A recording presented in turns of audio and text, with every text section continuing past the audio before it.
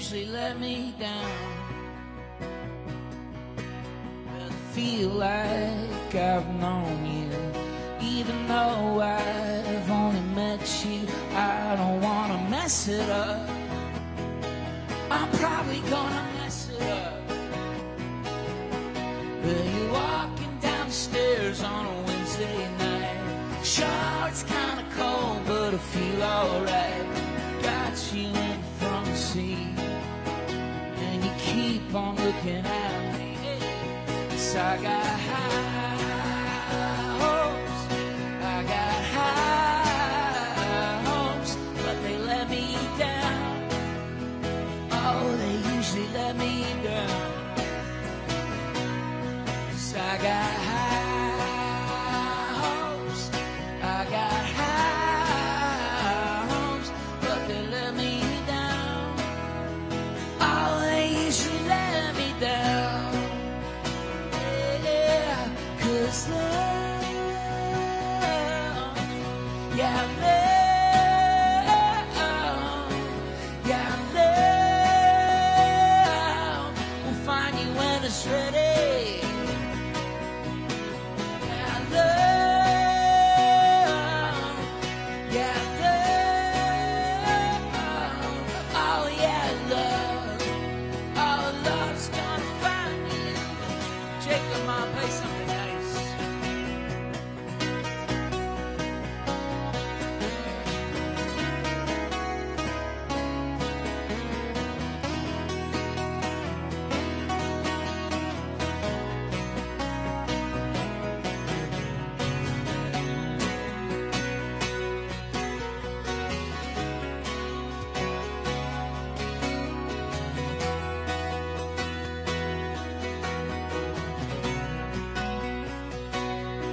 I got high hopes, I got high hopes, they let me down.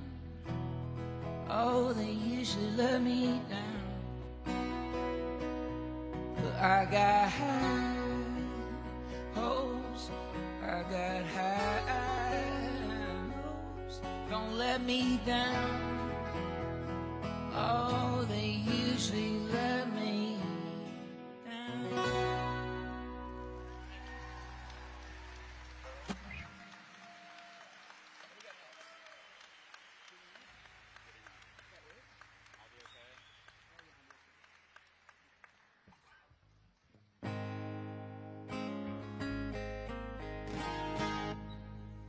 Everyone feeling good still?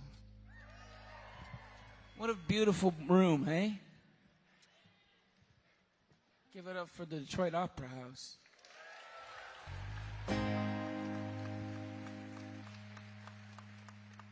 Wonderful, wonderful. This is another song about feeling scared about the world. But this one's a little more optimistic.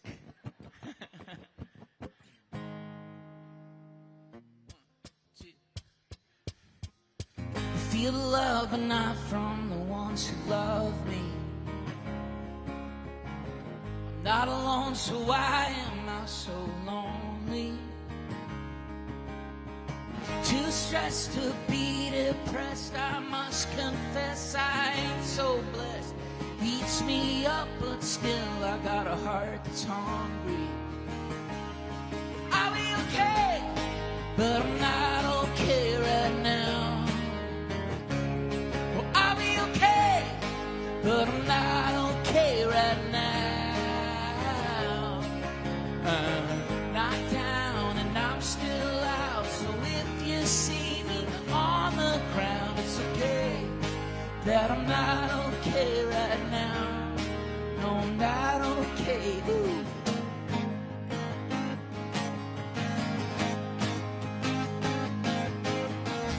Heart attack inside my head and I'm losing. Smile back, it's an act to end by fooling. Saw Sylvanesso at the ramen shop. Not much in common, but I'll shoot my shot.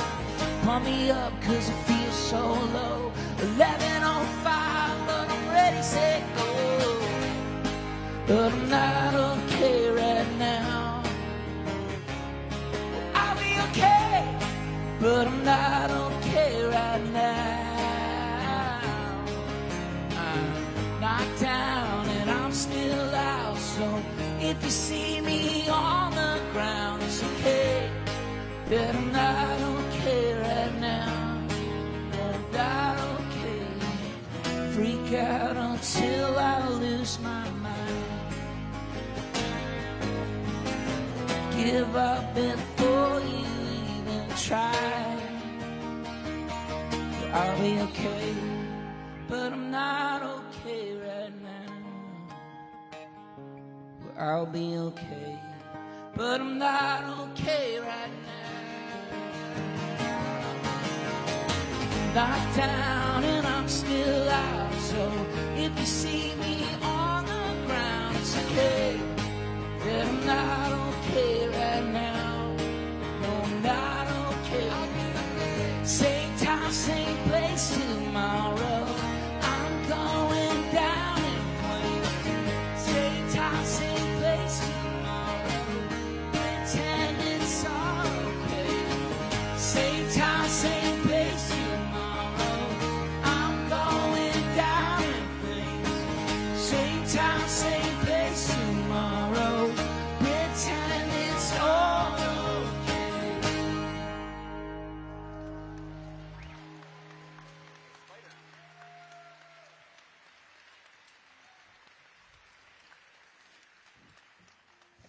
Thank you.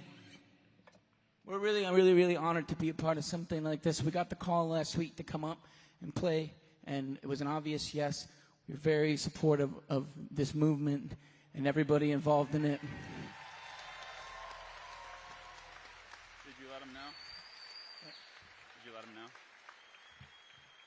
Or we're playing another, like we got an hour with them. Oh yeah, we're playing for 2 more hours.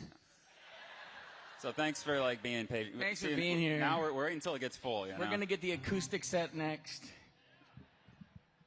Just kidding. But no, we're really grateful to be here. We all come from small towns around the state, and we don't think that the ideas of this movement are just regulated to the people in the cities like some people think so. This is for everybody.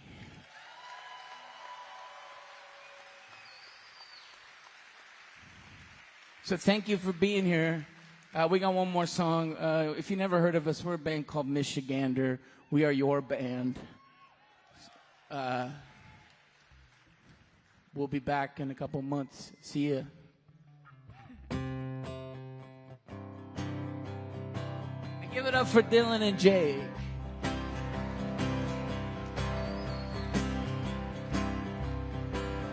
And give it up for Jake's dad.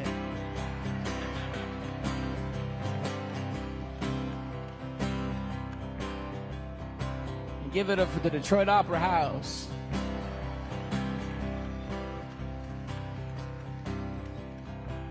I think that's it. Give it up for yourself. It's not about where you are, but who you're with. Thanks for being here. We'll see you around. Drove to California just so you would know that I could never let you go. Fell into a valley, cutting through an alley, trying to find a way back home. I want you to get better, I want to stick together, I want to build a house on the moon. If life is what we make it, then why is it always breaking? I guess we left the party too soon. I'm giving up, trying to make you happy, 'cause I gave you enough, and now I'm feeling empty inside. You're wearing me out, yeah, you're wearing me thin. Broke me down and I'm caving in.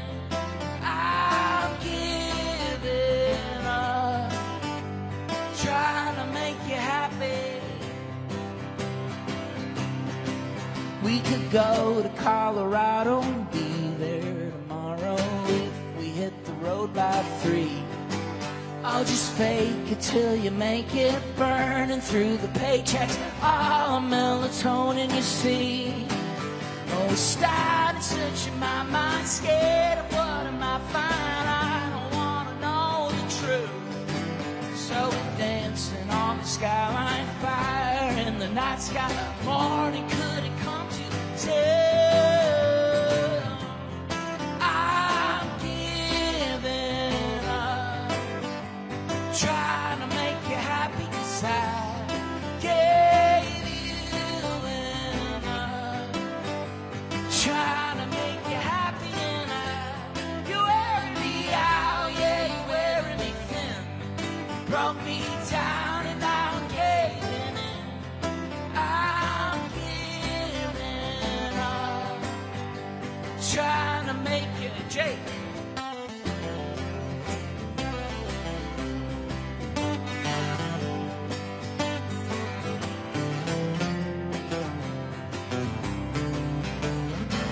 That's a Motor City madman over there.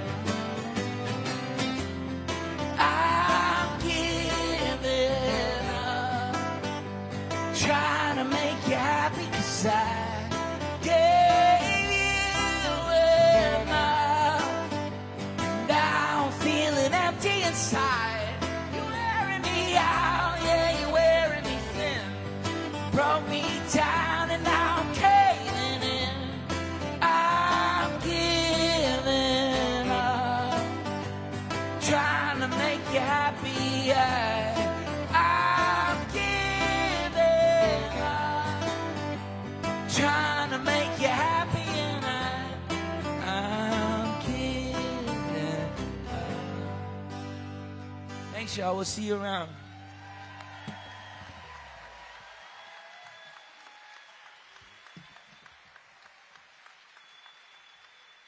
Let's hear it for Michigander.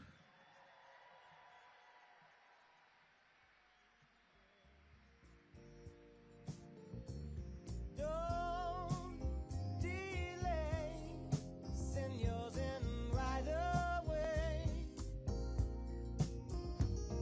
Hey, going round, waking many hearts. Stop, please, before it's gone too far.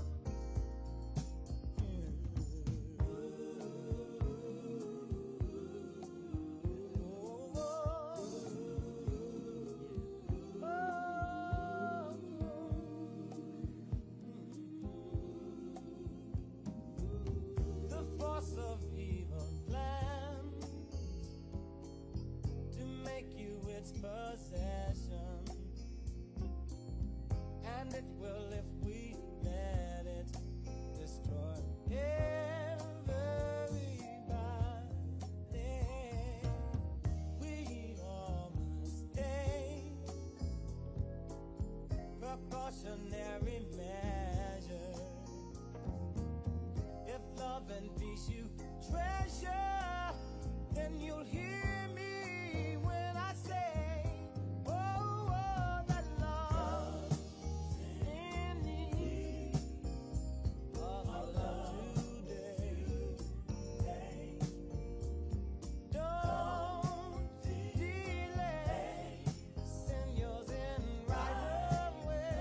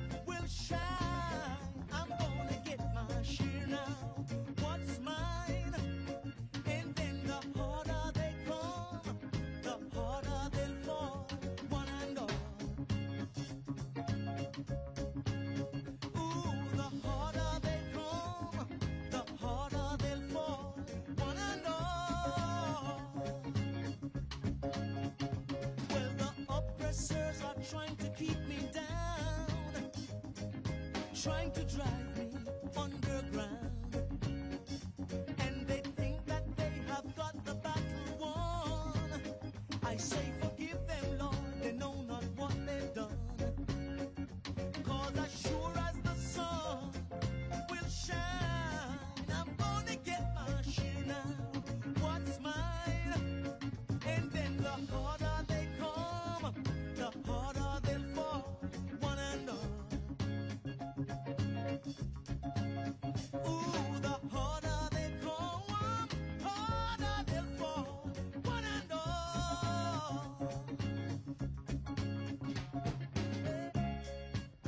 Ooh, yeah. Ooh, yeah.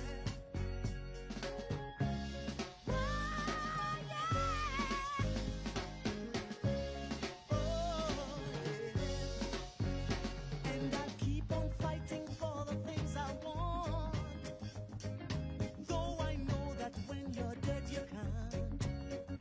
But I'd rather be a free man in my grave than living as a puppet or a slave. So as sure as the sun will shine, I'm gonna get my share now. What's mine? And then the harder they come, the harder they'll fall, one and all. Ooh, the harder they come, harder they'll fall, one and all. Hey, the harder they come, the harder they'll fall, one and all. What I say now, what I say now.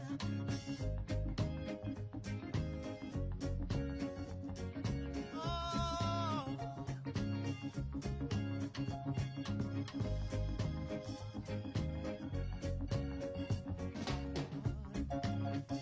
What I say now, what I say one time. The harder they come, harder they'll fall, one and all. Ooh, the harder they come, the harder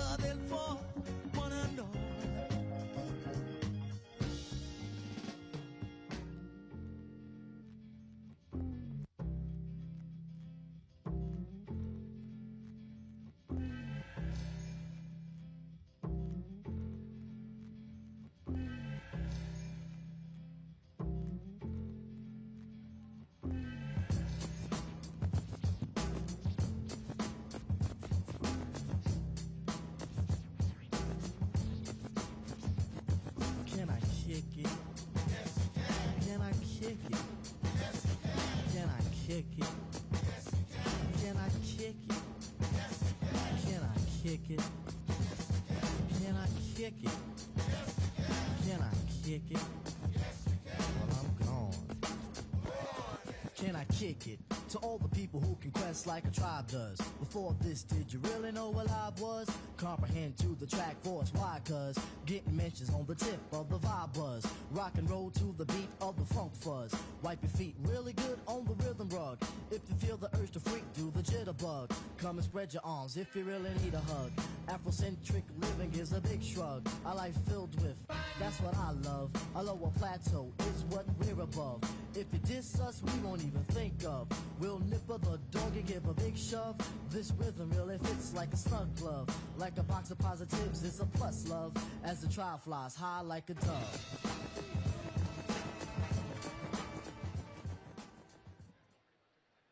Thank you so much for being here, everyone. Our main event will begin shortly. We are excited to have you here with us today. This campaign is a movement of hope that treats everyone with respect and kindness, regardless of political beliefs. If you're here today and disagree with us, you are still welcome. We only ask that everyone allow the program to continue so all voices can be heard. If at any point someone disrupts the event, we will politely ask them to leave. Thank you again for being here and for being part of this movement with us.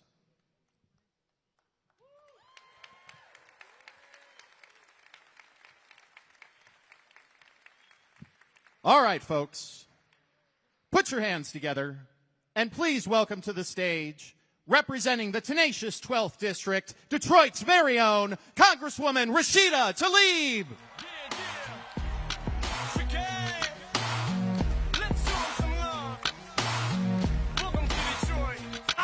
My gangsters and all my thugs, throw them hands up and show some love. And welcome to Detroit City. I said welcome to Detroit City. I told them they had to let the music simmer. It had to, right, Rosalind? Come on, it had to simmer. It had to just play out there. Welcome, y'all. Welcome to Detroit. I want you to know, if you are from surrounding communities, Michiganders throughout, and Detroit's not your home base, I said welcome. Welcome to the most beautiful, blackest city in the nation. I want to big a shout out to my amazing team. Tlaib is up there. Give them a big shout out. They've been out there working it, turning out the vote. So you all know Detroit. Yes, she's a she. She has taken so much hurt and so much pain. She has taught me to speak truth to power even if my voice shakes. She has endured the most painful negligence, not only here in our own state, but really from the nation, the racism. We have shown people around the nation what hurt looks like when our government turns their back on us. Detroit's community mothers, many of them are here today, know what it means when we say nothing stops Detroit.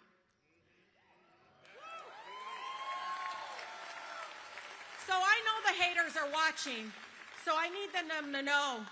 I say bring it. Bring it to our city. I'm going to tell you right now, to all those pumping money into my neighbors' mailboxes and the airways, know that we ain't stupid. We see what corporations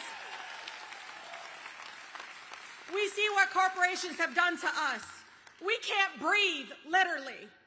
Our air is being poisoned. DTE and consumer energy are extracting from us while leaving us in the dark.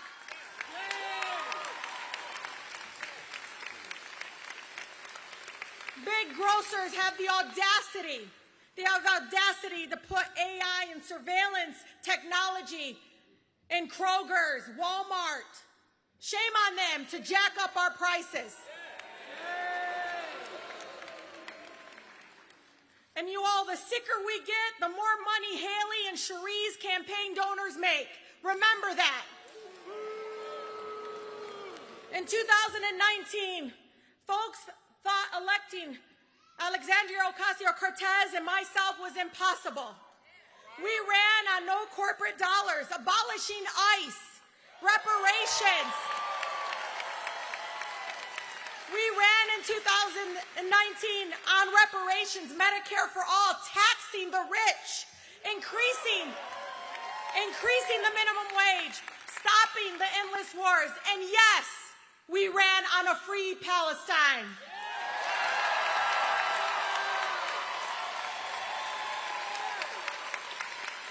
We won even when folks dismissed our movement, and they did. They thought that we were nobodies. We weren't going to go anywhere. When the the Democratic establishment policed us and said we couldn't do it, it wasn't just underestimating Alex and me. They were underestimating all of you. The corporate assault on our families is strong. We feel it. We feel it every day, and they think that they're winning. They think they can gaslight us. They think they can allow their supporters to be Islamophobic, and we couldn't see it. But the more of us right now, there are more of us than them, and you all know this. And God, they don't understand. They're just making us more angry, more mad, and you know what that makes us do? It makes us get out there and work.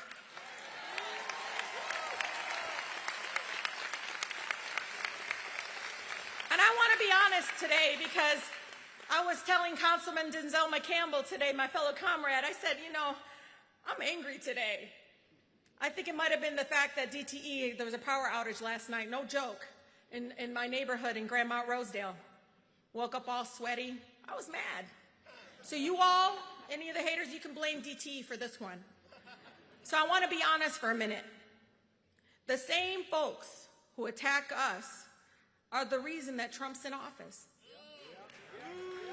No, it's truthful. They reject people like us who don't want the crumbs anymore. We don't want to wait for change. We need it now.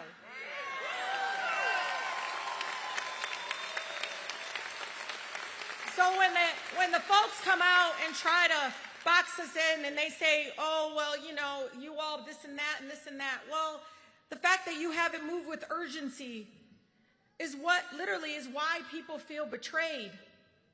Right now, our country is hungry for urgency. These are years we can't get our children. These are years we can't get our children back for them. They can't wait any longer. The past few years, I watched corporate Congress member next to my district, who represents the neighborhood that raised me, Southwest Detroit. I watched him not call his residents back. Ask Councilwoman Gabriela Romero. She knows. They call our office when Cherie don't call them back. And yeah, Cherie, we know your billboards were a lie. He takes money from ICE contractors while they terrorize us. The cryptocurrency, he takes money from the crypto industry that is funding Trump right now. He takes money from the genocide enablers, DTE. So I need a real partner in Congress, a father of three. Give it to me. I'm telling you, I know what it means to be a father of three under the age of 5. Whew. A father of three who knows we need to move with urgency. Donovan knows what it feels like to live paycheck to paycheck. He leads with compassion and strong faith. Donovan and I know what it feels like to smell like rotten eggs. And I get emotional about this because our babies are still living with it. I'm going to be 50 this year, and I think to myself, our babies are going to play outside, and they smell like rotten eggs, and they think it's normal because the pollution is so bad. His lived experience will result in transformative change for the 13th Congressional District. Cherie just voted for another $3.3 billion to support the government of Israel's genocide when I know Donovan McKinney knows that money should be sent here for clean drinking water, health care, and child care.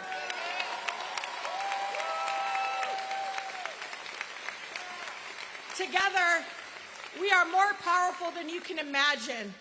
These right-wing politicians and corporate Democrats and their donors underestimate us every single turn. But I've seen the tireless work you all have put on doors, phones, building coalitions, putting town halls together to change our country for the better. And I know we're going to win. When they're motivated by fear and hate and using literally, I see Cherie darkening the face of Congressman State Rep Donovan McKinney. When I see supporters of others literally using Islamophobic tropes to attack our people that we support just because they support Medicare for all. We are motivated instead by love and compassion and fairness and justice. That's what we are. Our neighbors, for all my fellow neighbors here, my Michiganders, my comrades, my siblings in this room, know that direct human contact is powerful. And I say this to you because they're always going to have more ads. They're going to always have the more mailers. But we have the people. And I'll tell you, the direct human conversation that you can have, nothing beats that, not even a lawn sign. I know you all like the lawn signs. But when you talk to each other, neighbor to neighbor, it helps move through the noise. Direct conversations and engagement is what they can't buy. It works. In 2019, I knocked 55,000 doors with a beautiful team. I can't even remember how many messages and mailers and everything that we scraped by. We ran out of money in July and August. I don't know if people know that. And we won in 2019 by 900 votes.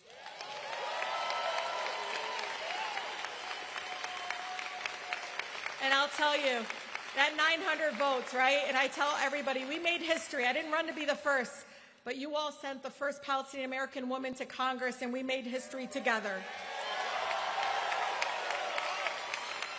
So we must win.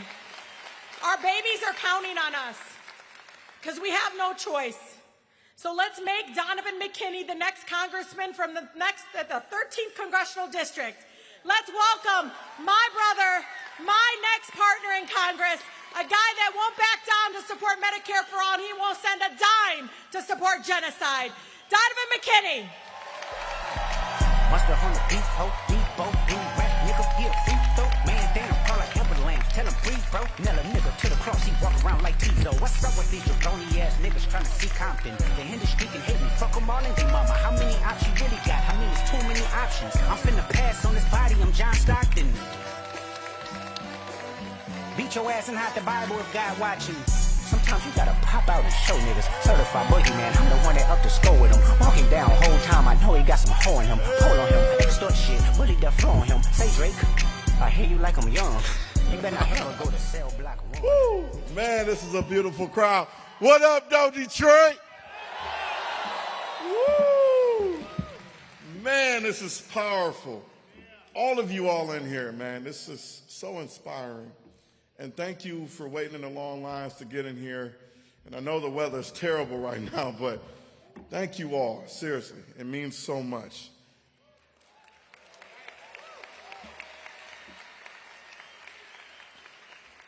So my name is Donovan McKinney. Currently, I'm one of your state representatives. I'm running to represent you to become your next congressman in Michigan's mighty 13th district.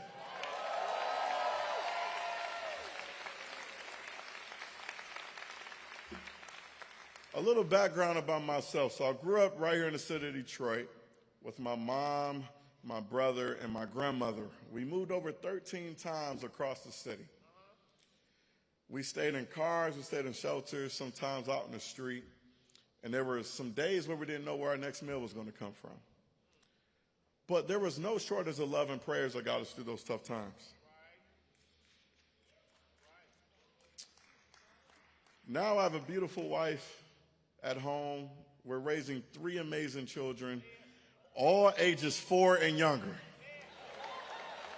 So they will be here today, but the weather's kind of a little crazy, so we kept them at home. I got 2 baby boys, 4 and 2, and our youngest daughter, who's now just turned 11 months old.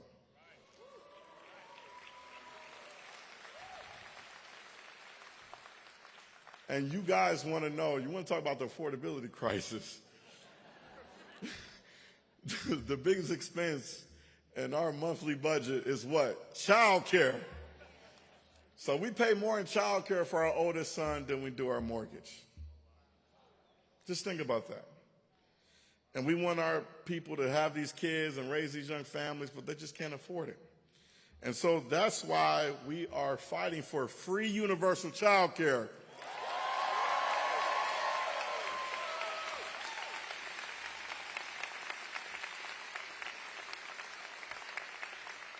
I currently represent the poorest house district in the state of Michigan.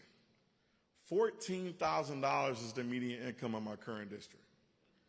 When you break that down by 12 months, that's a little over $1,200 a month. What can you do with that? The cost of living is skyrocketing. And now I'm running to represent the 5th poorest congressional district in the nation. The 5th poorest. And what's top of mind for a lot of our people is, can they really make it and survive? And so this is what we absolutely need more now than ever. This is why I'm running for Congress, because not only all of us deserve better, the mighty 13th deserves better, but this entire country we call America deserves better. Am I right?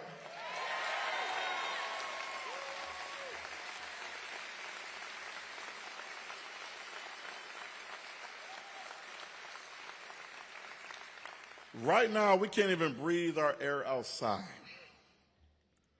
because of the dirty air from wildfires caused by our climate crisis.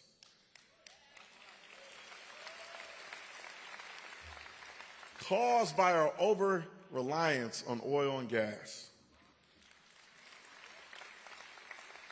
Like DTE, our monopoly utility company, that keeps raising our rates while also leaving us without power. What sense does that make, y'all? After multiple grid overloads and the storms from last week, we have people without power for more than a week. And while we have seniors right now still without power and dirty air leading to our hospital emergency rooms being filled, we still have far too many community members going without necessary medical care.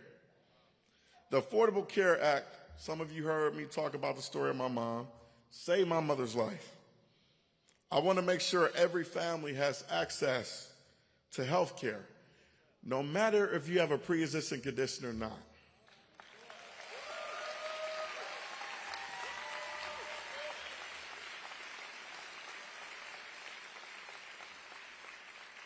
But we can't get Medicare for all or free universal child care until we overturn Citizens United.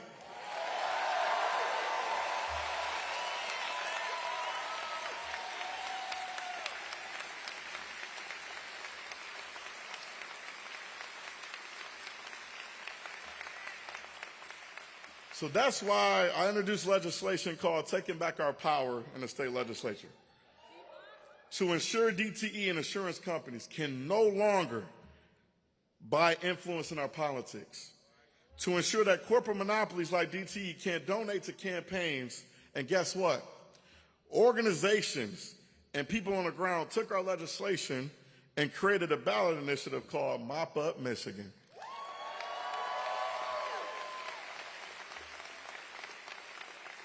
They collected over 600,000 signatures statewide. And coming up on July 24th, the State Board of Canvassers will vote to put it on this year's November ballot.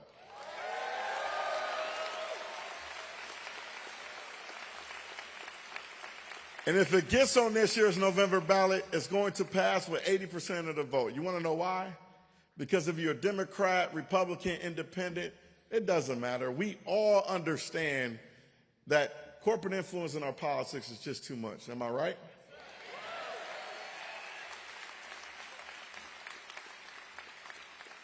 So we are running a grassroots campaign that is for and by the people, not taking a dime of corporate PAC money,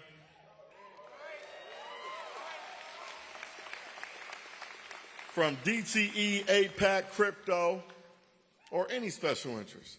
We are going up against a multimillionaire incumbent, and we have them running scared. So they're spending huge amounts of money trying to stop us. They know that organized people beat organized money every single time.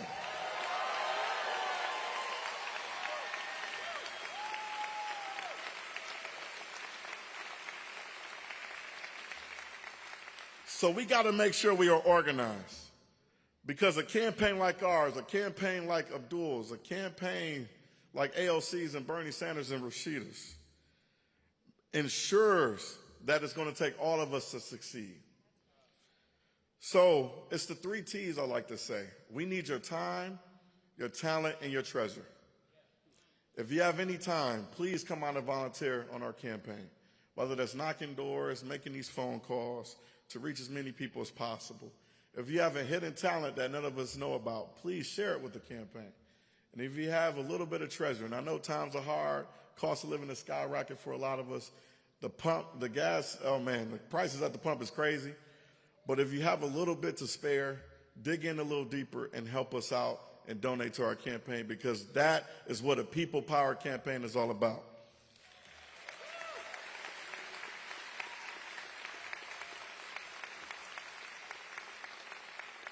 So last thing I'll say before I introduce the next speaker is that we are building the biggest and baddest coalition in the country. This is a nationwide movement, y'all. But it's coming to Michigan, am I right?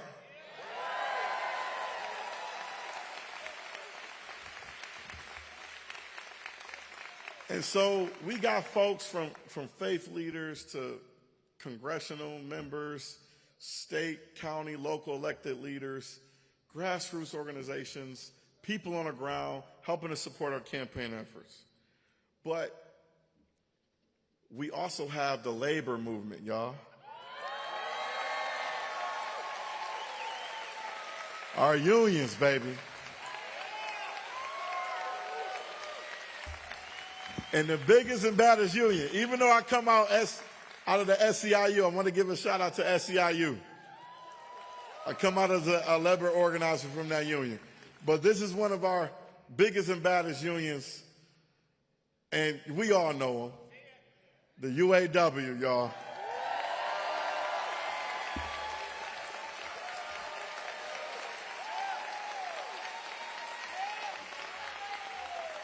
And I want to tell this quick story, because when this man first got elected as the international president of UAW, his first day on the job, he had to go to the bargaining table.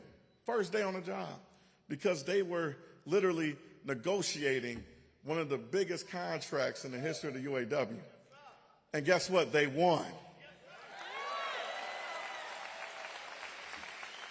And so this next man pretty much needs no introduction, but he's the current and future. We're going to reelect him, right?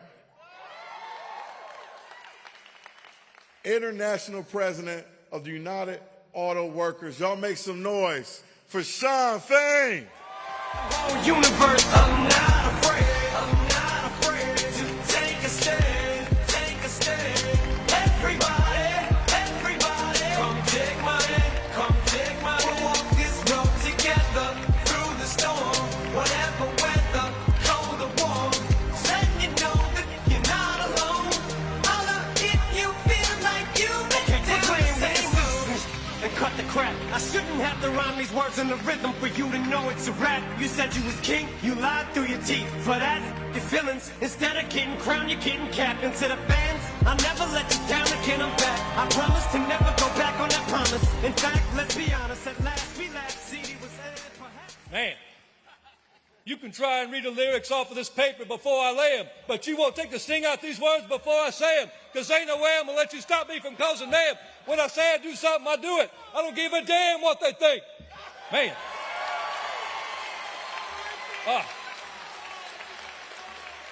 Man. There is nothing like being in Detroit and the sounds of Eminem. Man, nothing.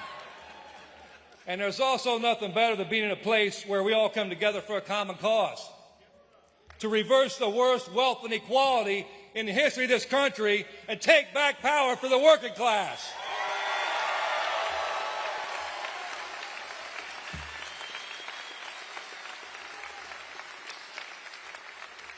You know, on behalf of 1 million active and retired members of the UAW, welcome to a proud union town. You know, Michigan is a sacred place for the UAW. It's the home of the sit-down strikes of the 1930s that lit the labor movement, lit it on fire, and gave birth to the American dream. An American dream that said working class people could have a dignified life.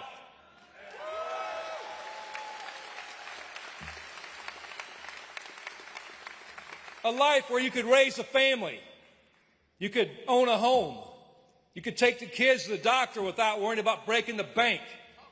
You could retire knowing that you were going to be okay because you had a pension and health care that you earned.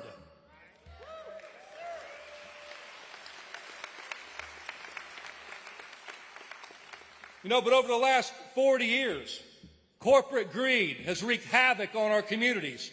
And the billionaire class turns around and tells us it's our fault. They tell us workers make too much money. They tell us pensions aren't realistic. They say that we don't deserve the dignity that we fought so hard to win. And then they told us that it wasn't the billionaire class we should blame. They told us to blame immigrants.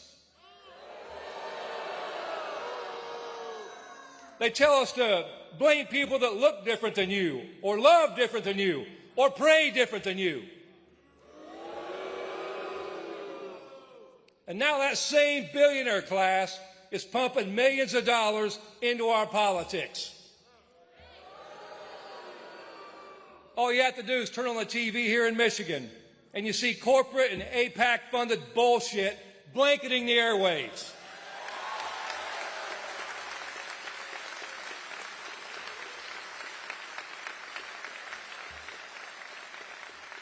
The UAW had to send a cease and desist letter to Dark Money Super PAC running a TV ad with the UAW wheel and President Obama attempting to mislead voters.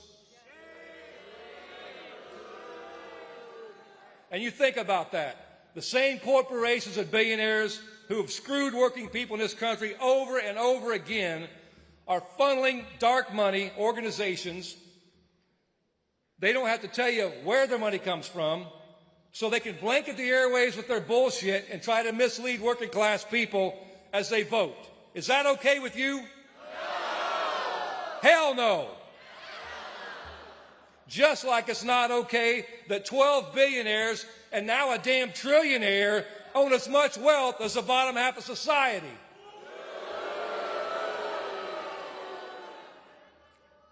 While working class people struggle to afford groceries, struggle to keep the lights on and put gas in the tank, let alone pay for child care, medical bills, and rent. Let me ask you a question. Don't we deserve better than this? Don't working class people deserve dignity? You're damn right we do. And if there's one thing I've learned in my 32 years as a member of the UAW, it's that the working class can only win what we're willing to fight for.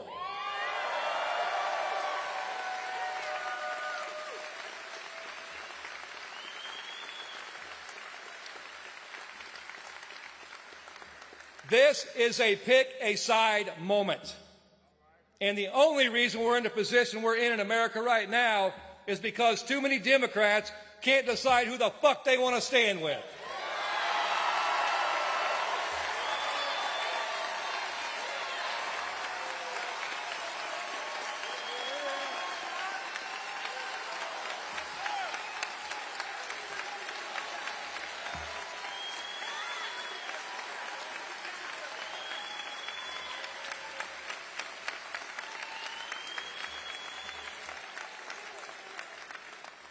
So we need to make sure that whoever represents this state in Washington, D.C. brings the same fighting spirit that runs through our veins in the blue-collar towns across this state. And the fighter our union wants in the U.S. Senate is Abdul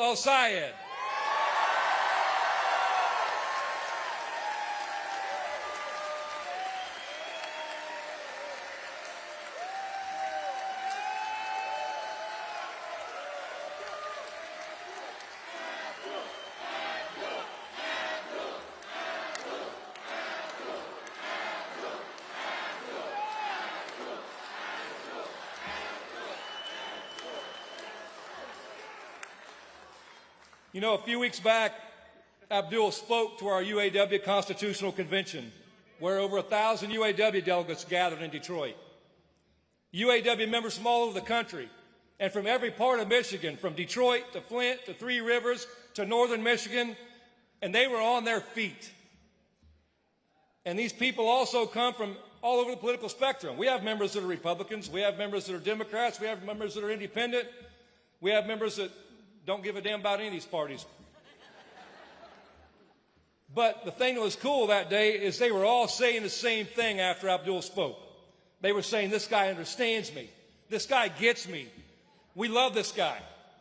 That's because working class people are done with politics as usual.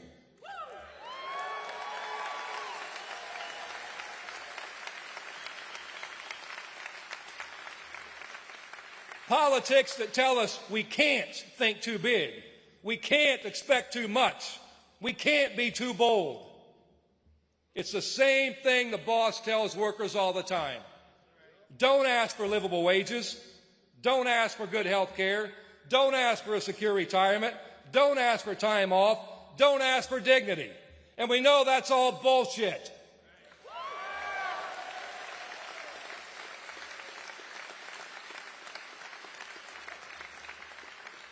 It's the same thing the companies told us in 2023. And then tens of thousands of auto workers had the courage to stand up against the big three and say, enough is enough.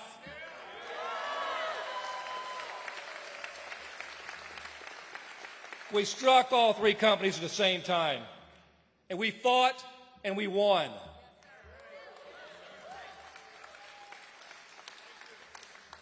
It's what American Axle Workers said last month.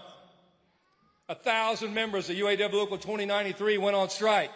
They never wavered, and they won their demands.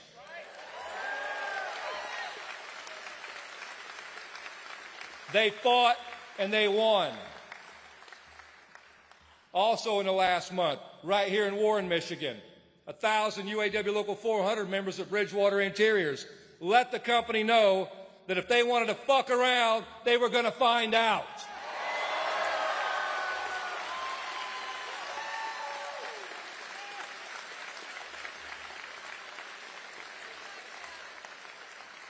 So the company decided to give workers a raise that they deserved, that they demanded.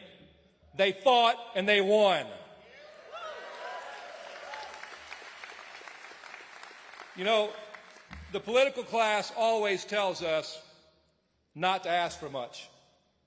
Don't ask for Medicare for all. Don't ask for billionaires to stop buying our political system. Don't ask for enough money to afford a damn life. Well, Abdul is calling bullshit on that.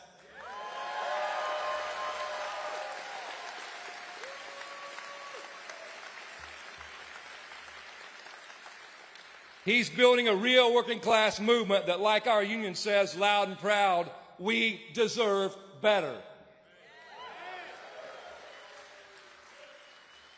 That's why the UAW is going all out in this Senate primary and is going to fight like hell for Abdul, because we know Abdul will fight like hell for us.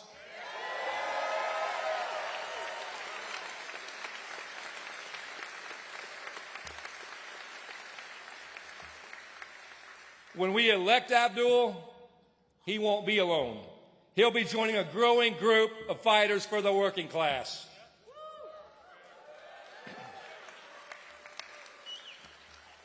Another kind of political movement that is possible. It's one that's built by, of, and for working class people.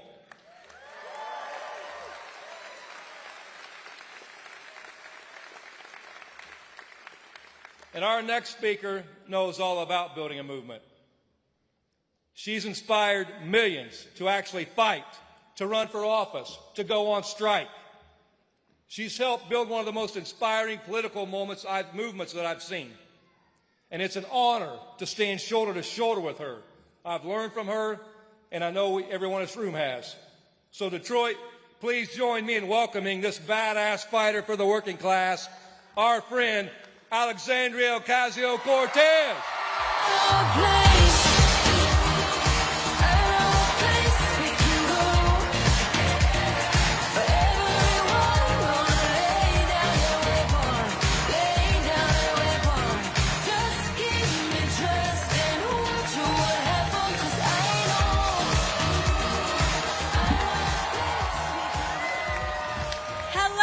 Detroit!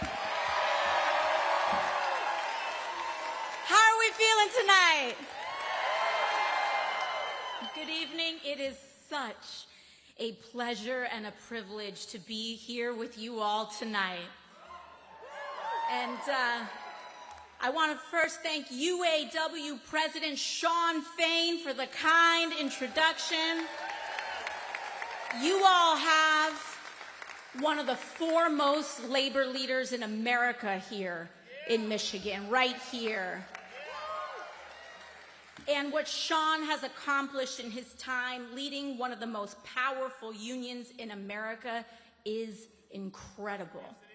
The stand-up strike of 2023 improved the lives of auto workers and showed the rest of us what organized labor can do when workers are united in the fight for dignity.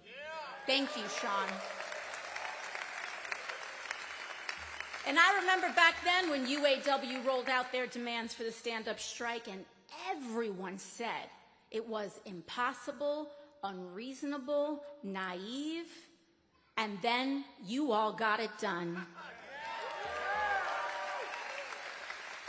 I also want to thank my sister Rashida Tlaib.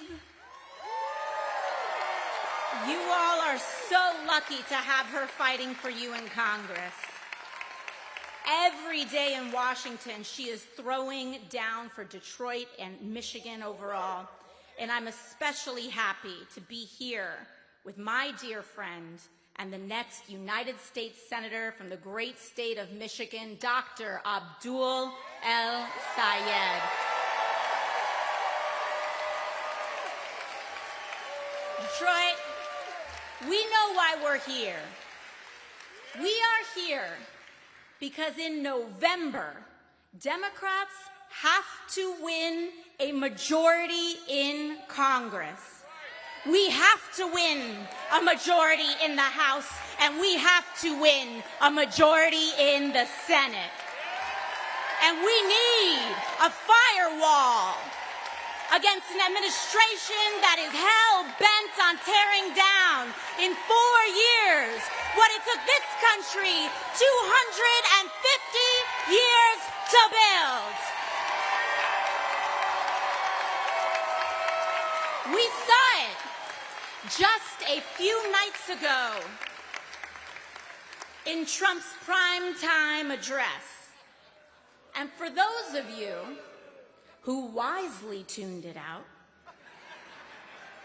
Donald Trump spent most of his speech rehashing the same big old tired lie that he actually, quote unquote, won the 2020 election. And we know he will stop at nothing to stay in power. And we know that it has nothing to do with true or false. They will do everything they can to try to overturn our democracy in November. And if we do not take back the House and the Senate, we're going to make it a whole lot easier for him and his cronies to do just that. So Michigan, we have no time to waste. The question before us is, how do we win a durable majority? How do we get out of this pattern that we seem to have been stuck in for years? This state knows it well. 6 elections, started off 6 elections in a row, starting in 1992. Democratic presidential candidates won here in Michigan. In fact, it wasn't even particularly close in most of those contests. But then in 2016, something shifted. Not just here in Michigan, but across the country. Not just with Democrats, but also Republicans. And to many political watchers, it seemed that the laws of political nature were totally upended. But it happened in all directions. And that's also part of what Bernie's campaign spoke to 10 years ago as well. And that's also what Trump's victory in the fall in this state represented this oscillation in response to the failure of our political system to address the needs of working people. These earthquakes and aftershocks. 2 years after 2016, we had another aftershock across the country. And as a part of that, I went from being a waitress to winning a primary against a 20-year Democratic incumbent who was meant to be the next Speaker of the House. So I get it, Michigan, because my frustrations, precisely because the stakes of Republican leadership are so high, precisely because of their corruption, their discrimination, the gutting of voting rights, I understood the stakes of cleaning up my own backyard back here at home. That we had to look at our contributions and why people like my family and my neighborhood felt so failed by the party in charge of championing the working class and saying, how can we be better? In fact, we have a responsibility to be. And all of us have been trying to get a handle on what all of that means ever since. And we do know some of the many contributing causes and factors. Like, yes, one of the causes, deep causes, have been bad trade deals that hollowed out states like Michigan. Another cause was the record income inequality and the Great Recession spurred on by unchecked greed on Wall Street. And yes, yet another cause was the suite of shameful and quiet bigotries waiting in the shadows in pockets of our country. Racism, sexism, fear of our neighbor that seem to gnash their teeth the strongest the closer we get to uniting across our differences. All of these things are true, and yet there's more. Because it was also due to a political system that had, over decades and across parties, become totally enmeshed in a financial and electoral politics that stopped serving working people. Our entire electoral system has been consumed by big money. And thanks to this Republican administration, Donald Trump, and this corrupt Supreme Court, it is now worse than ever before. So instead of putting voters first year after year, with little exception, Washington now elevates the desires of lobbyists and powerful corporations at the expense of the rest of us. And what does that mean in practice? Real wages are falling behind. The prices of everything from groceries to houses are skyrocketing. Our water, food, and air are being poisoned to pad the profits of major corporations. And the accountability for all of this, for hurting everyday Americans, has been far too little, if there is any at all. Which brings us to right now, Detroit. There are things happening in this country that people everywhere are shocked by. A government of, by, and for the oligarchs. Masked ICE paramilitary agents shooting Americans in the street with no further questions. A president and administration so corrupt that they don't even bother hiding their self-dealing anymore. Members of Congress and Trump insiders getting themselves rich on insider trading and online betting while you can't even make your rent. a genocide in Gaza committed with American bombs and financed by our American dollars, while our kids here at home have to ration their inhalers because politicians tell us that health care is too expensive. And now, big money is flooding our political system more than ever before to make sure that none of this ever changes.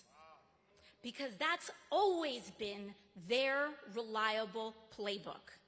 Special interests, the people making us sick, are dump millions of dollars for their candidate, flood our airways with ads and our mailboxes with glossy postcards a couple weeks before an election, and they just think that people will go their way. But when the stakes are so high, when more people than ever are living so close to the bone, eventually we have to ask ourselves, is the answer to our problems to turn to the same playbook over and over again? A playbook that says in order to win, Democrats must rely on the same dark money, 50 million and counting, from the same people that backed 35 election deniers to Congress who voted to overturn the 2020 election. A playbook that says in order to win, we need to show deference to Trump by thanking his same ICE agency that has shot Renee Good, Alex Preddy, Lorenzo Salgado Araujo, and Johan Sebastián Durán Guerrero.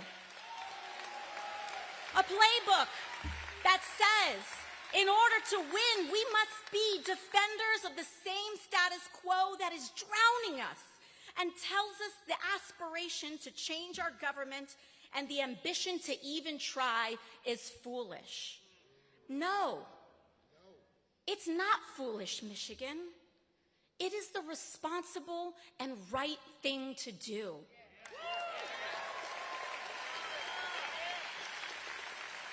I believe Michiganders, Democrats, Republicans, and independents believe that good leadership swings for the fences. Good leadership gets big money out of our system. It takes on the corruption that blocks common sense solutions that lift working people. And by the way, it knows that in order to do that, it helps not to take their money in the first place.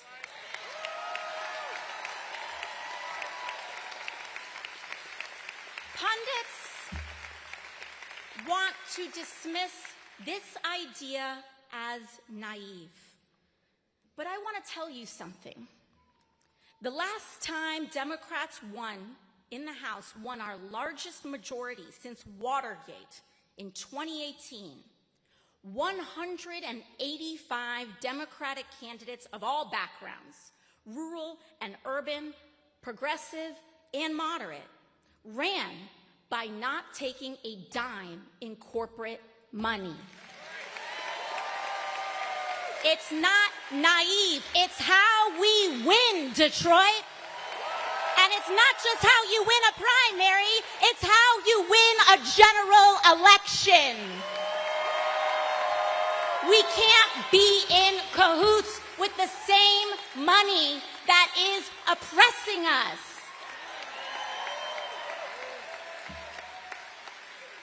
It's not naive, Detroit. It's what we need, and it, most importantly, is what you deserve. You deserve a government that answers to you. And yes, compared to how things work today, admittedly, a government that listens to you more than it listens to big money is revolutionary. To take on big companies, to take on the big companies scamming you, lowering your bills, and putting more money in your pocket is revolutionary. To fight corporate greed everywhere we find it. to make health care a guaranteed right in the richest nation on earth. You deserve a politics that treats the disease and not just the symptoms of what brought us Donald Trump. That doesn't negotiate with or placate corruption, but one that defeats it once and for all. You deserve it because you matter. But we all know that it will not come as a matter of course. It won't come by waiting patiently, nor by making the same decisions that we have always made. This is something that we have to choose, Michigan. It is something that we have to elect to do. And right now, there is a very clear choice before us.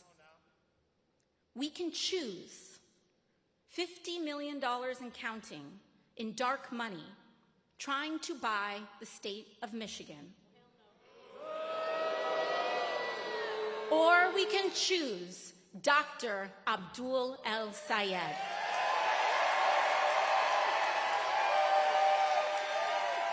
But the choice is up to us right now. Michigan.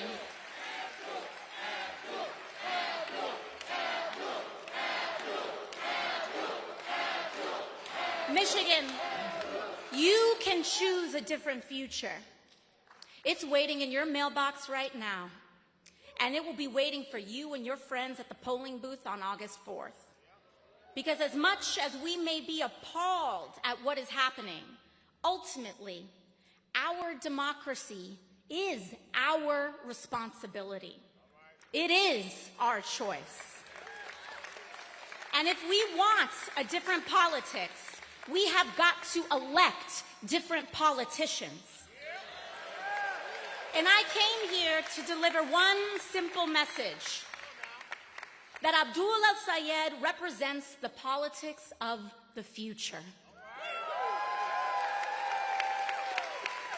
And if we want to not only win a Senate majority, but win a Senate majority that means something new for us, that does something new for us, if we want to pass the legislation that we need, and if we want to build a coalition big enough to actually change this country, then we have got to elect Dr. Abdul El-Sayed to the United States Senate. Abdul is a son of Detroit, and that means something, because we also know that his integrity did not begin with Abdul himself. It began with his family and in the workers who built this city. It's in his parents and in the parents who kept their families together. Well, rather, it's in the parents here in Detroit who kept their families together through bankruptcy and disinvestment. In the neighbors who kept showing up for one another when powerful people had written Detroit off. Abdul doesn't just bring those values to Detroit, he carries those values with him day in and day out. And you all knew him before the rest of the country learned his name. You know that when this city was coming out of bankruptcy, when the consultants and the creditors lined their pockets to pick this whole place clean, Abdul came home to rebuild its health department as a public health official. And you know that when kids who were struggling couldn't see the blackboard, he wasted no time and got them glasses. Detroit, Abdul is a man of integrity and discipline. Make no mistake about it. He is a man of faith, a man devoted to his family and to his beautiful daughters. Abdul is a good man. It is why he earned the endorsement of the UAW, an institution that knows Michigan workers.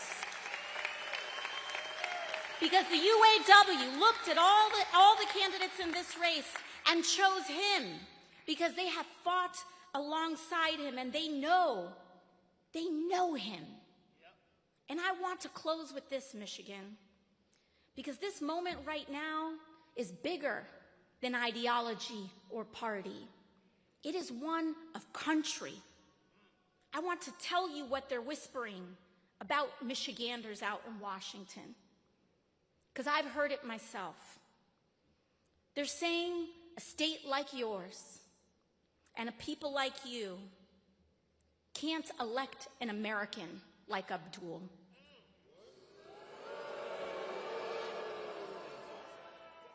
Because when we talk about electability, and I ask, what is it? Do we really think that Michigan doesn't want to guarantee health care to every American? I don't think that's right. I believe that Michigan wants to establish health care as a right to every person in this state. Michigan wants to strengthen our unions in every state in America. Michigan wants to establish a government that is finally no longer for sale. And those are all what Abdul believes. So when you strip away the euphemisms and concerns at these highfalutin cocktail parties, it's not about what he believes. It's about who he is. And it's about their assumptions about what they think Michigan is. And we know they're wrong.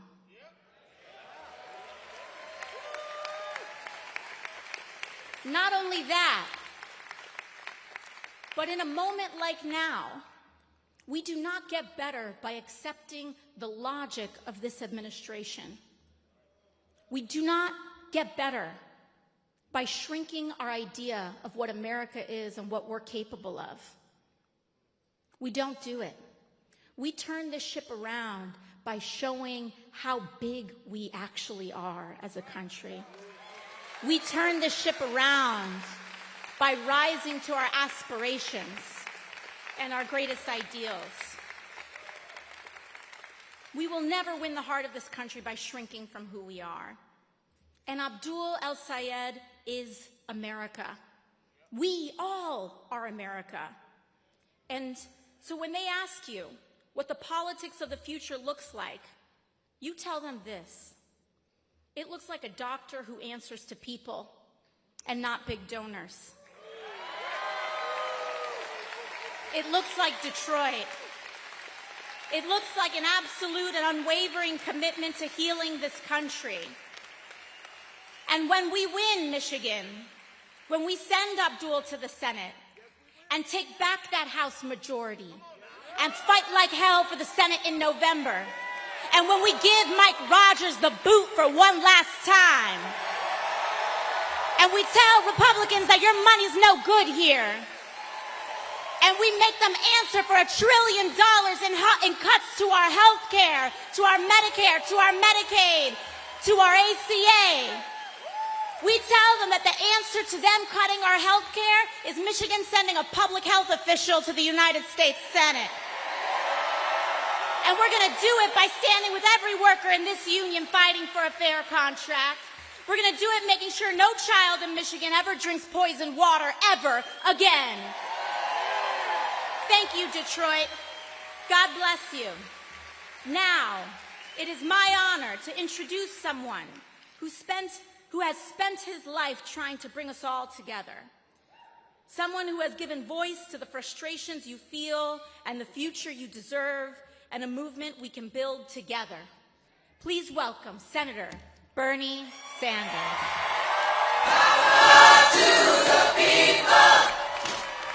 Power to the people. Power to the people. Power to the people. Power to the people. Thank you, Detroit.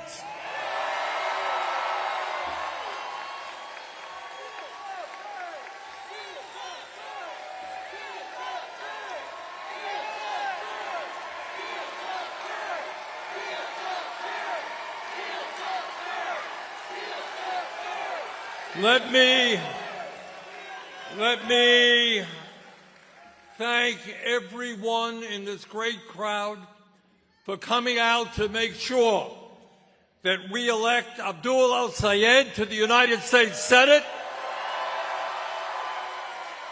and Donovan McKinney as the next U.S. Congressman. And let me thank Rashida Tlaib for the great work she is doing in Washington. Sean Fain for being one of the outstanding labor leaders in the United States of America. And Alexandria Ocasio-Cortez for inspiring young people all over this country.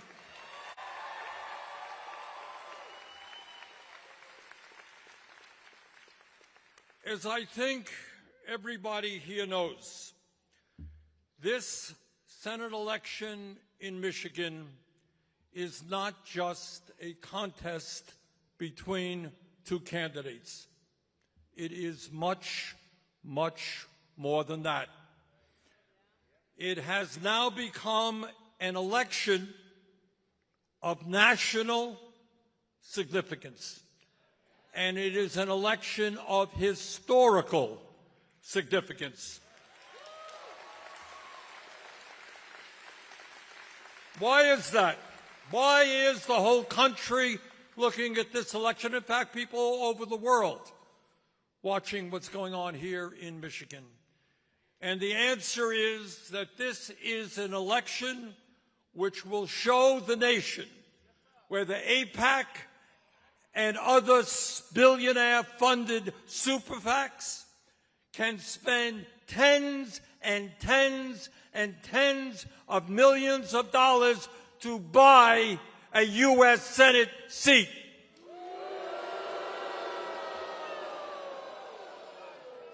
Or whether within a corrupt campaign finance system, the voices of ordinary Americans, the people of Michigan, can prevail. That is what this campaign is all about. It is about democracy versus oligarchy, and we are on the side of democracy.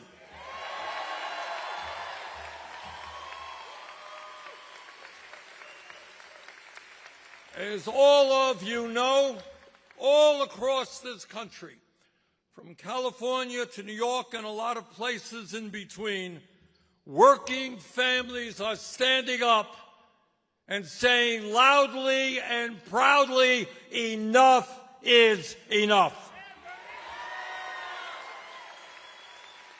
Now, a lot of that has to do with growing opposition to a president who is an authoritarian and who does not believe in the rule of law.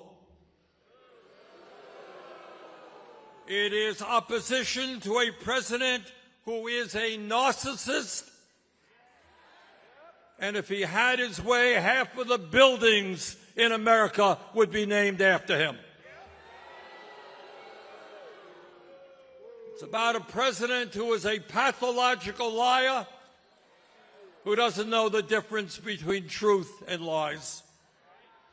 It is about a kleptocrat who has increased his wealth and the wealth of his family by billions of dollars since he has been president. It is about a president who gave $1 trillion in tax breaks to the top 1%, and then threw 15 million low-income and working-class Americans off the health care they desperately need. And don't kid yourself, many thousands of those people will die unnecessarily as a result of what Trump did. But the opposition that we are seeing all over America is more than Donald Trump. The working families of our country are increasingly tired of establishment politics, and they are tired of the same old establishment policies.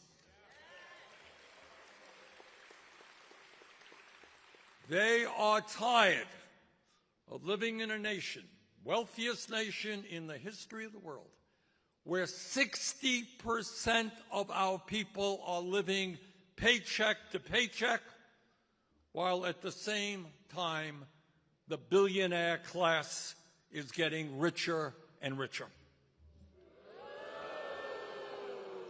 Working families are tired of putting in long hours on the job while they struggle in America today to feed their kids, to pay for health care, to pay for housing, and other basic necessities of life. They are tired of a handful of greedy billionaires with incredible power controlling our economy, controlling our media, and controlling our government. And they are sure as hell tired of wealthy campaign contributors and their super PACs controlling the Democratic Party.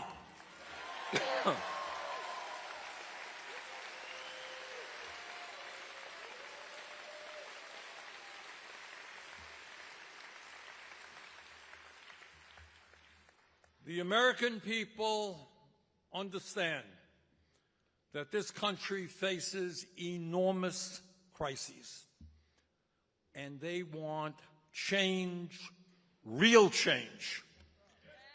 And brothers and sisters, that is why progressives have been defeating establishment candidates all across the country.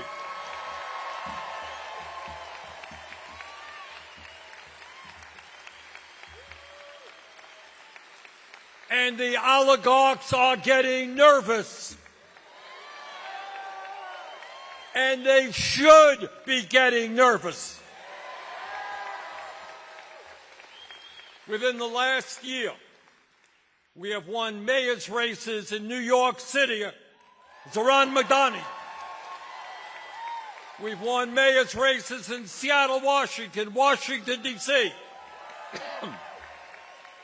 We have won congressional elections and Democratic primaries in Arizona, Ohio, Pennsylvania, California, Montana, Colorado, New Jersey, and New York.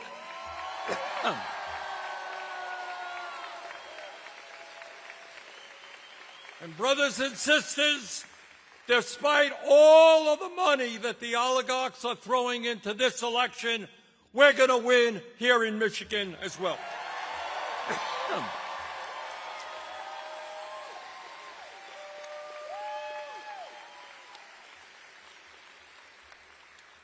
In all due respect to Haley Stevens, everybody, no. In all due respect to Congresswoman Stevens, everyone knows that this is not an election between her and Abdul El-Sayed.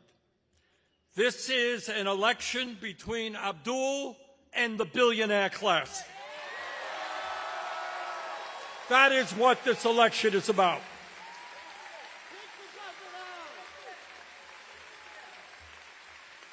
A billionaire class which has already, and there are 2 weeks left to go in the election, has already spent $50 million against them.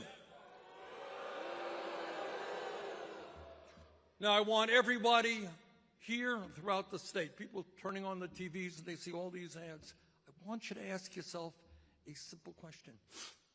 Why are the richest people in the country spending tens and tens of millions of dollars to defeat Abdul El-Sayed?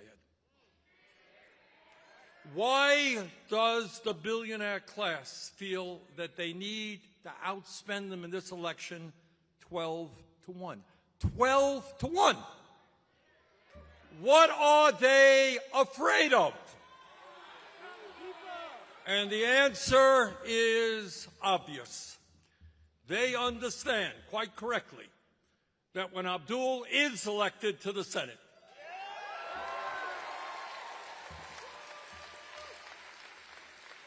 he will work with me and other progressives in taking on the greed of the billionaire class and fight for an economy and a government that works for all of us, not just the 1%.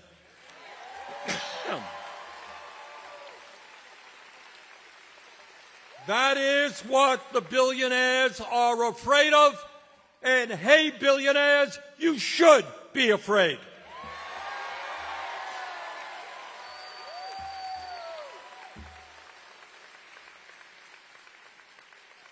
So what is it? What is it about Abdul that frightens them so much? Let me tell you some of what it's about. Abdul has the wild and crazy idea. You ready for this? I mean, this is really crazy.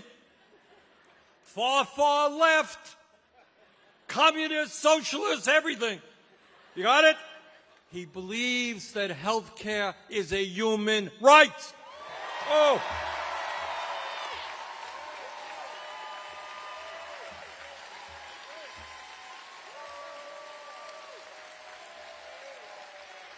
Now, how radical can you be? He has the crazy idea that maybe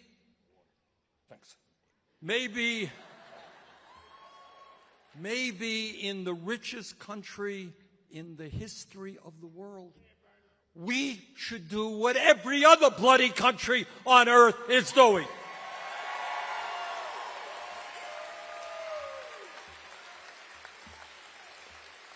And that is guaranteeing health care to every man, woman, and child in this country.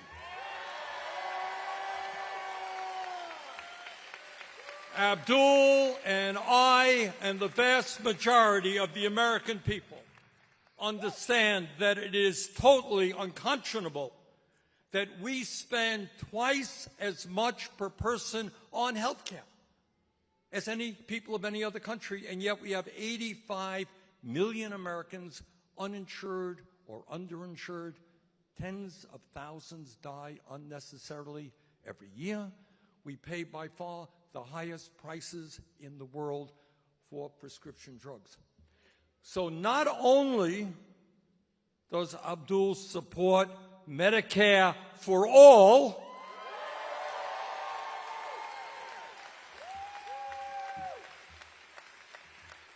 he wrote the book on it.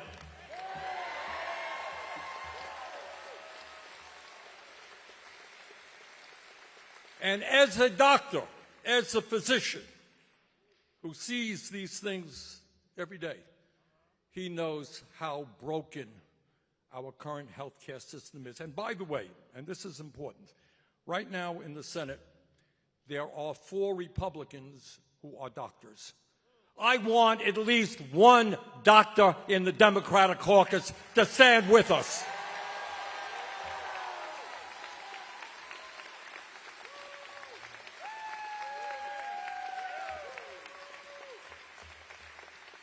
But it is not just a broken and dysfunctional healthcare system that Abdul is going to work with us on to fix.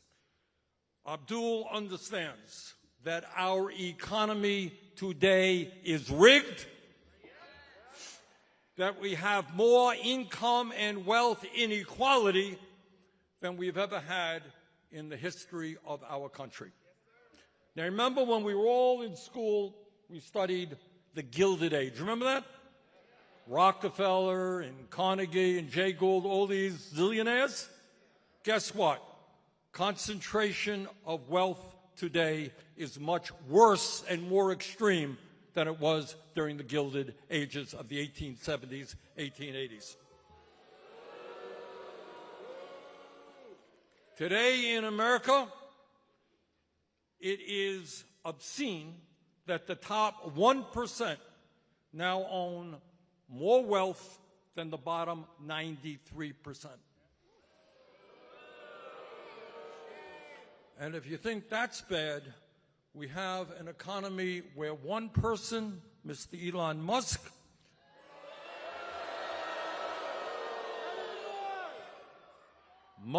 today owns 3 times more wealth than the bottom half of American households.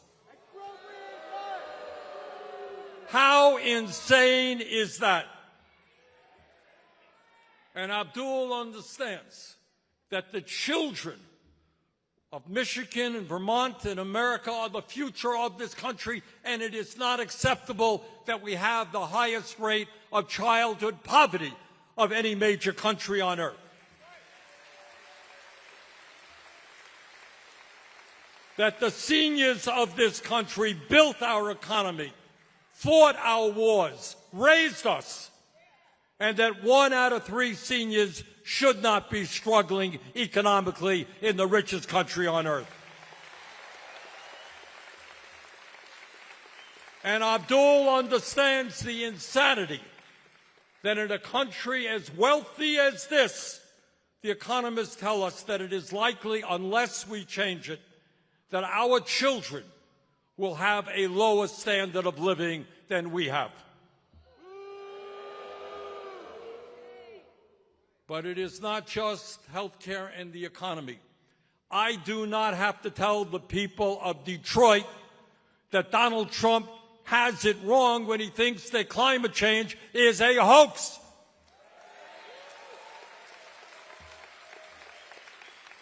We are experiencing year after year the hottest weathers that we have ever seen, record-breaking temperatures, Europe, all over the United States, and now here in Detroit, you have been breathing the air that comes from those forest fires. Abdul understands that we can create millions of good-paying union jobs as we transform our energy system away from fossil fuel to energy efficiency and sustainable energy.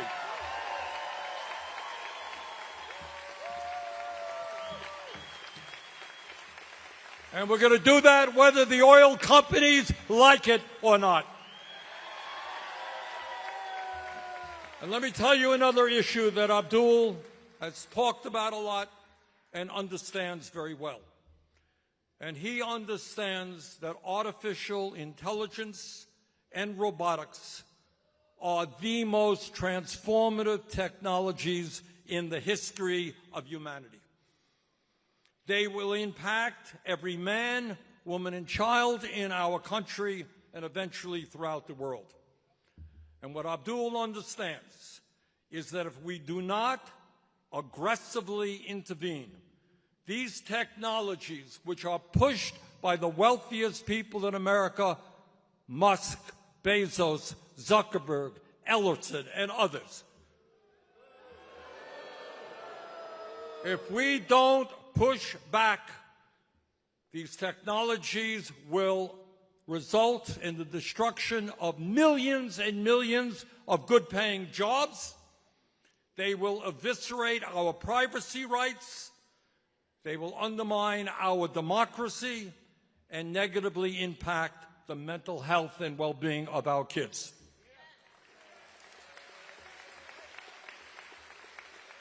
And by the way, I've talked to a Nobel Prize winner who worries that if AI becomes smarter than humans, which is a pretty low bar, it could become independent of human control and threaten the very existence of humanity. Abdul understands that and will work with me to make sure that AI and robotics work for all of humanity and not just for a handful of the wealthiest people in the world.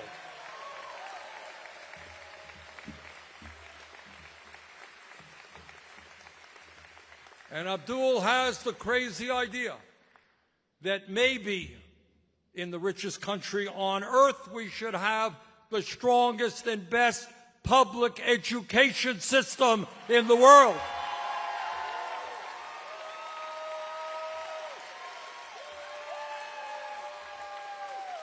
We need teachers who are well paid. We need a culture that respects education. In New York City, Mayor Mamdani is moving to make child care free. We should do that all over America.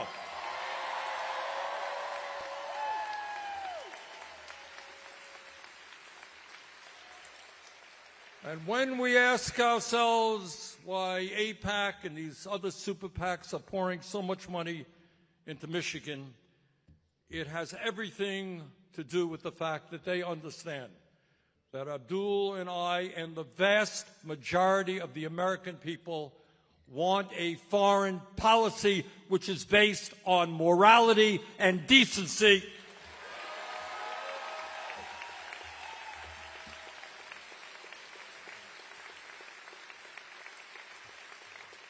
Like any country, Israel had the right to defend itself against a terrorist attack.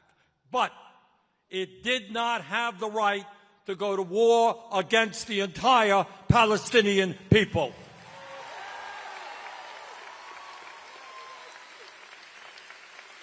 It did not have the right to kill more than 73,000 Palestinians and wound over 170,000, the vast majority of whom were women, children, and the elderly.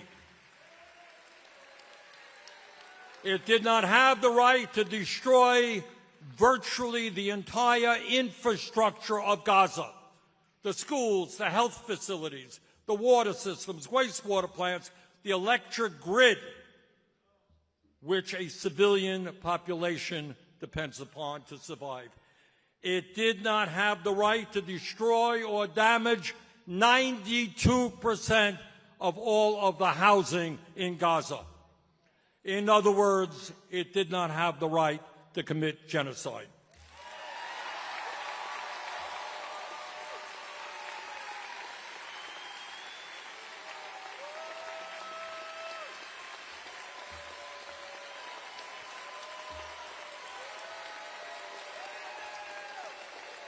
But it is not just Gaza. Not just Gaza. Israel did not have the right to escalate its violence and annexation of the West Bank while the world's attention was focused elsewhere.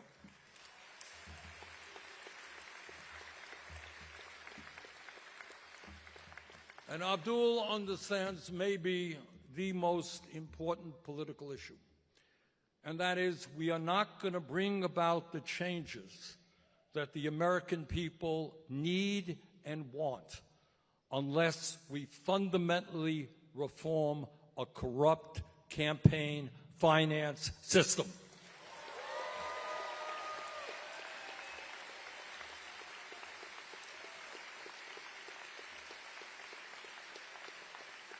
You know, in my small state of Vermont, we have town meetings. People come together every year to argue about how much they want to spend on the roads and on the schools and other local needs. And at the end of the meeting, the moderator asks for a vote, and people get one vote. One person, one vote. And that, to me, is what democracy is about. One person, one vote. Democracy is not billionaires buying an election in Michigan or anywhere else. And that is why not only do we need to overturn this disastrous Supreme Court decision on Citizens United, we need to get super PACs out of elections and move to public funding of elections.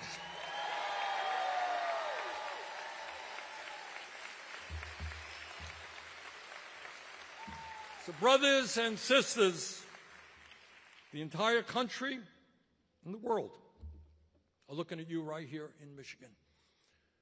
And what they are asking of you is to stand up for democracy. And I would say tonight to people who may be watching this who do not agree with everything that Abdul believes, and that's fine. We have differences of opinion. But this is not just what Abdul believes. This is whether or not the richest people in the country can buy an election.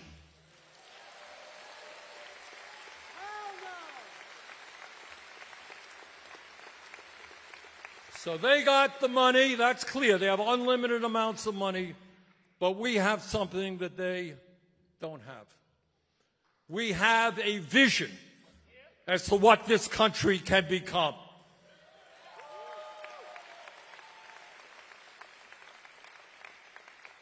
And we have the people. And like all great struggles, change never takes place from the top on down. It's always from the bottom on up. When working people stand together, when we refuse to let Trump and his friends divide us up by the color of our skin or where we were born or our sexual orientation, when we stand together, there is nothing that we cannot accomplish.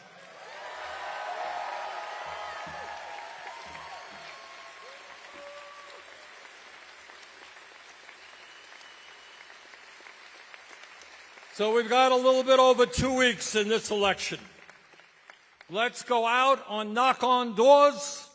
Let's make the phone calls. Let's bring our friends and family to the polls for the sake of America, for the sake of democracy. Let us win this election.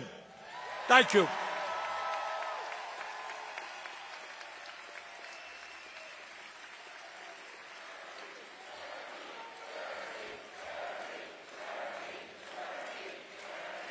Thank you.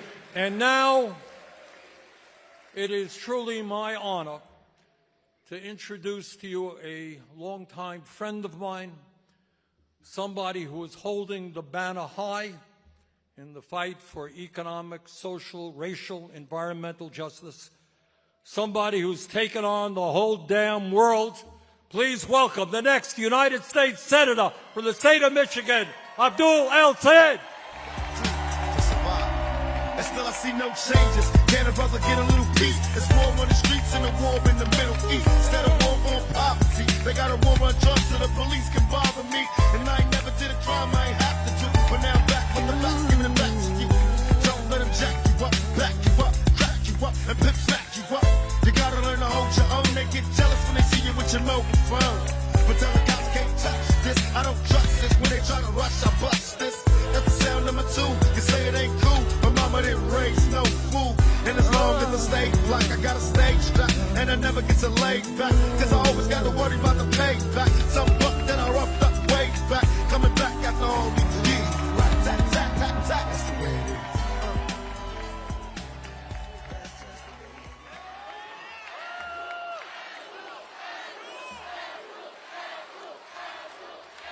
is. Y'all too kind. Thank you.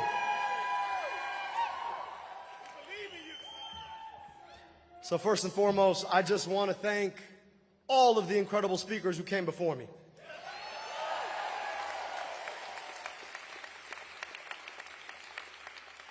Y'all know that there is a fighter out of the 13th district named Donovan McKinney, right? And we're going to send him to Congress, right? And of course, the woman who needs no introduction, who's been fighting that fight here in Michigan for way too long and fights that fight better than almost anybody, our Congresswoman Rashida Tlaib.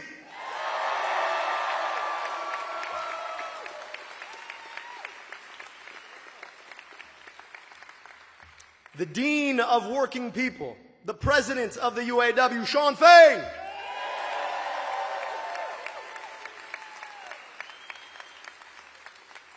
An incredible fighter I got to meet back in 2018 when we were fighting that fight, who's been leading that fight on the national level, the incredible Congresswoman from the Bronx, Congresswoman Alexandria Ocasio-Cortez.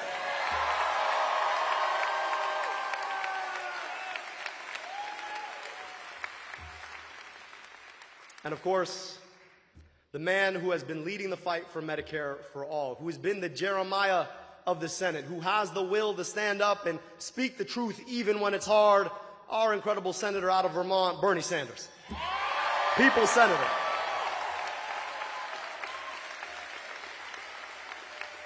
Now, some of y'all might have noticed that we're up against $50 million of outside spending. And so we're getting prepared to do some spending of our own. And so I need your patience with me because we got to do some lines for TV. All right? You see all these cameras? Y'all are about to be the stars of our next ad. So I'm going to bring back out Congresswoman Alexandria Ocasio-Cortez, and we're going to do some lines, all right?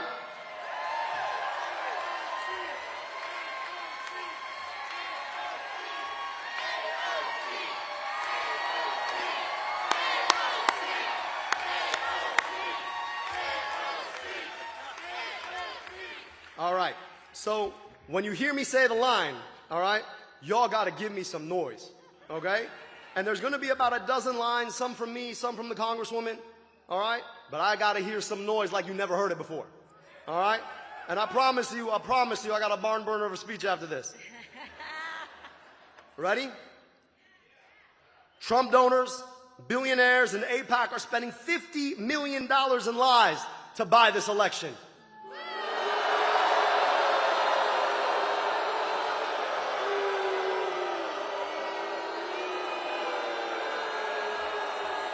All right, next one. Are we going to let 50 million in lies steal this election? Hell no. Are we going to let Trump donors, billionaires, and APAC lies steal this election? Come on, Michigan, let's do this.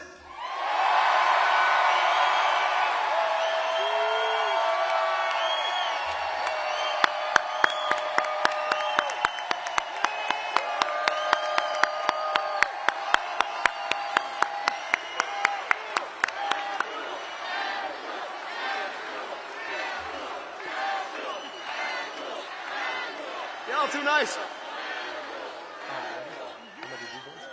All right, I'm going to do two more, okay? And then the Congressman's going to do something.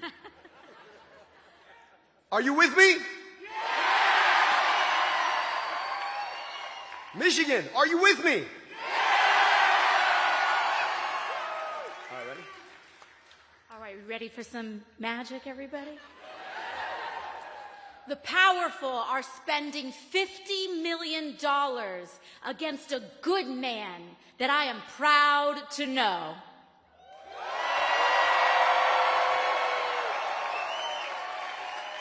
Billionaires, Trump donors, and APAC are spending $50 million disparaging a good man. Michigan, are we going to let big money buy an election?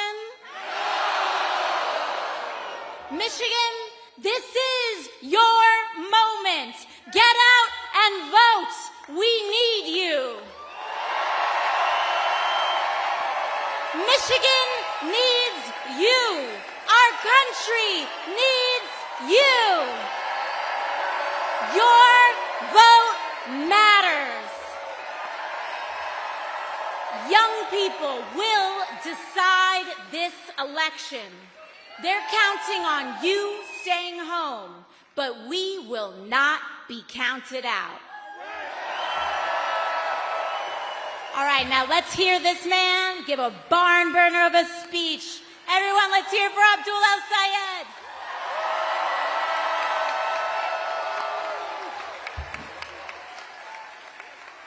All right, y'all, let's get down to business.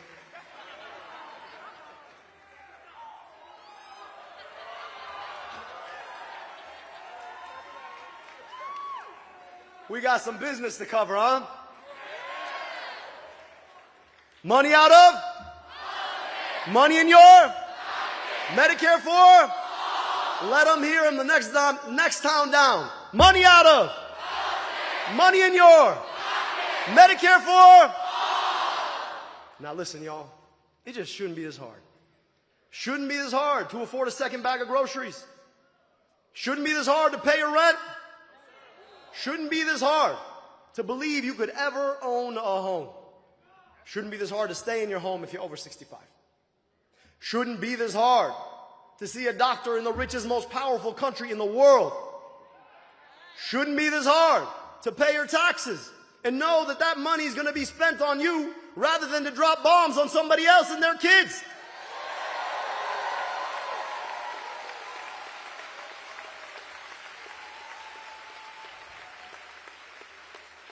Now, y'all know I was never supposed to run for office.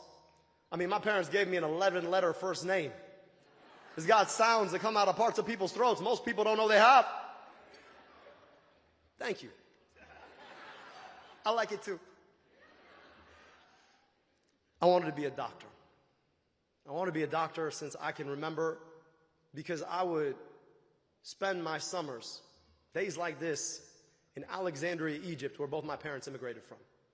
And on the trip there, it'd take me 15 hours to get there, but I would travel 10 years difference in life expectancy. And that was written in the bodies of my family. My grandmother, smartest, wisest person I have ever met in my whole life, never got to go to school. She was the 9th of 14, born and raised in a time and a place where little girls like her were denied that right. She raised 6 kids of 8 to whom she gave birth. 2 died before their first birthday. An aunt and uncle I never got to meet. A sister and a brother that my dad watched pass before he turned 5 years old. My grandmother, when I would be in Egypt, she would remind me, you're not any smarter, any better looking, any more athletic, any harder working than any of your cousins. But you might have the most important gift of all. And I asked her, what's that? She'd tell me, you get to go back to America at the end of the summer. Your cousins have to stay here. And she's right. I had the gift of incredible public education. Got vaccinated against diseases that my aunt and uncle died of before their first birthdays. I got to go to an amazing public university. I got my medical education paid for by the federal government at the NIH. Those are opportunities my cousins could not have dreamed of. And that's the life that America gave me. People like to tell me, oh, you must hate America. In fact, we had one of those come in today. Oh, you must hate America. I love America.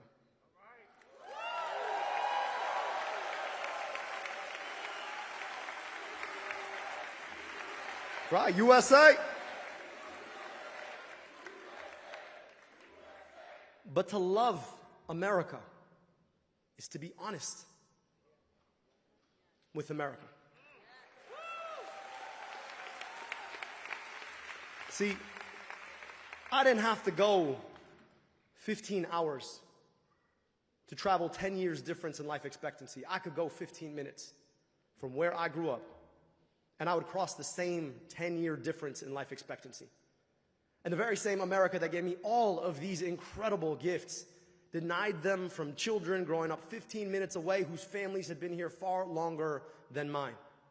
I love America, but I love America enough to be honest about what America owes all of her children.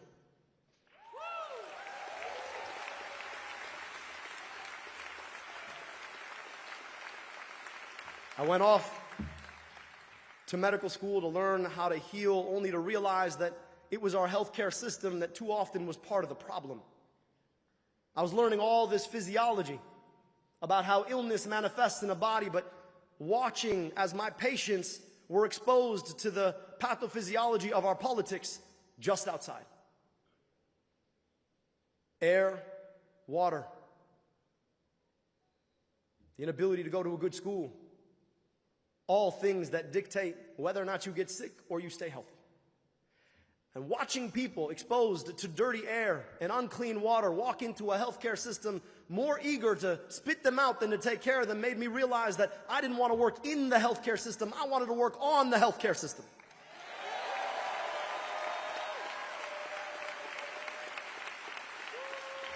So,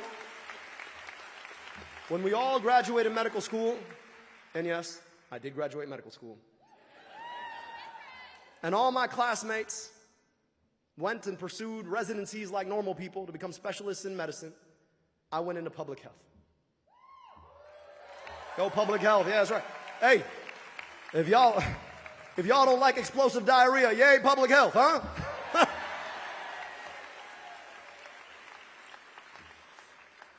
Can't even eat the lettuce.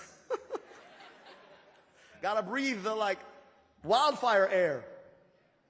And they appointed RFK Jr. to be the health director. You laugh so you don't cry. But, you know, it's no wonder that the dude whose best public health advice is that you got to drink raw milk is overseeing all of this.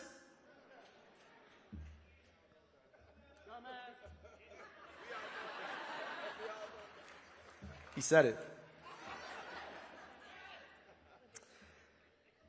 I got the opportunity to come home to rebuild the health department in this incredible city after it had been shut down. When the state rolled through here, imposed emergency management, and threw the public health department overboard. The same emergency management that made the decision to change the water in Flint and caused the Flint water crisis. They shut down a 185-year-old health department in a city with a higher infant mortality rate than my father's native Egypt. Now, we rolled up our sleeves. Working together with Detroiters, we rebuilt that department. Put glasses on thousands of kids. Took on some of the biggest corporate polluters in our state. Had every school, daycare, and Head Start tested for lead in the water. Built a program to take on maternal and child health disparities called Sister Friends. And I'm grateful today that that very same health department is being run by a young man who was a fellow of mine way back about 10 years ago. And they're still fighting the public health fight for this incredible city. I got to lead Wayne County's Department of Health, Human and Veteran Services.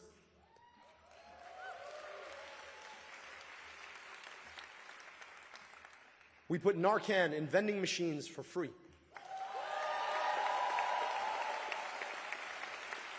Built a program to provide new small businesses free health insurance.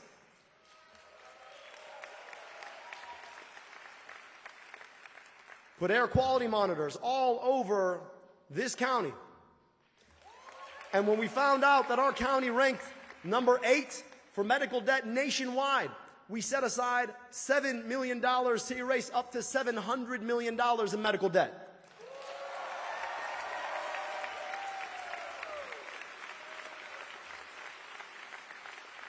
Here's my favorite. They're like, well, it hasn't erased it all yet.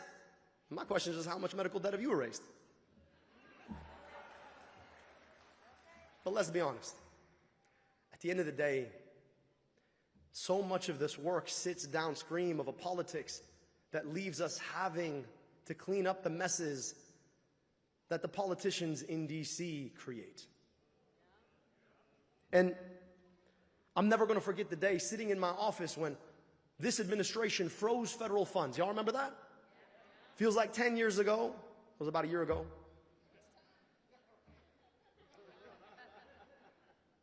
And I'm trying to figure out how to make sure that WIC checks keep going out to put food on the table for moms and babies. How to make sure people don't miss the appointment they've been waiting for at the federally qualified health center.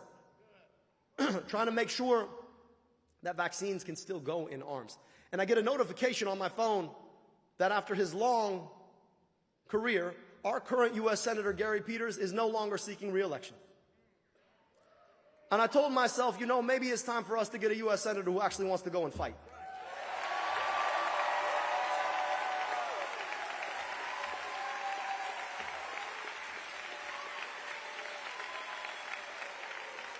Now, y'all know this is not my first rodeo. I ran for governor back in 2018. It was the first time that orange gentleman had been elected. And I told myself, you know what? I know I might be 32, but let's go big or go home. I went big, then I went home. But we earned 340,000 votes. We got outspent 7-1, but we were 2-1 more efficient than our opponent who won, and 3-1 more efficient than the guy that Donovan's about to kick out of Congress. And we said something in that race I think now has matured, which is that Donald Trump is not himself the disease of our politics. He's just the worst symptom of the disease of our politics. The disease is the system that allows big corporations, billionaires, special interests like APAC to buy and sell politicians to do their bidding instead of ours. We have to pay more for all we pay for, get paid less for the work we do, and watch as our tax dollars get misappropriated to drop bombs and buy tanks abroad rather than to invest in schools and healthcare here at home. So we're running a simple campaign. We want money out of? Put money in your? Pass Medicare for? And look, that campaign's taken us to 110 different cities now, 475 public events. And people say the same things. You can be in a living room in Lansing, a church here in Detroit, a VFW hall in Escanaba, a park in Grand Rapids. People ask you the same things. When am I going to be able to afford my health care? Why does it feel like I'm working twice as hard to get half as far? Why do I keep driving all over the same stupid pothole they told me they were going to fix? Why do I pay my taxes to kill other people when my own kid deserves a better school?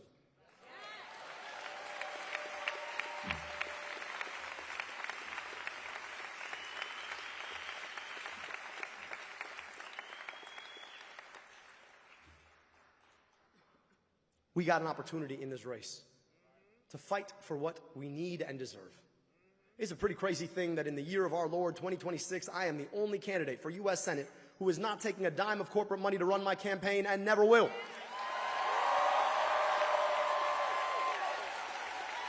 And frankly, Detroit, I think that should be illegal. Because ask yourself, if a Democrat is funded by DTE and a Republican is funded by DTE, it doesn't matter which one wins, DTE wins. If a Democrat takes money from Blue Cross and a Republican takes money from Blue Cross, you know who wins? Blue Cross wins. If a Democrat takes money from APAC and a Republican takes money from APAC, APAC wins. So if we're serious about putting ourselves back in the center of our politics, we've got to be serious about getting money out of politics in the first place. We need to stand up to Citizens United and finally end the chokehold that corporations have had on our politics for far too long.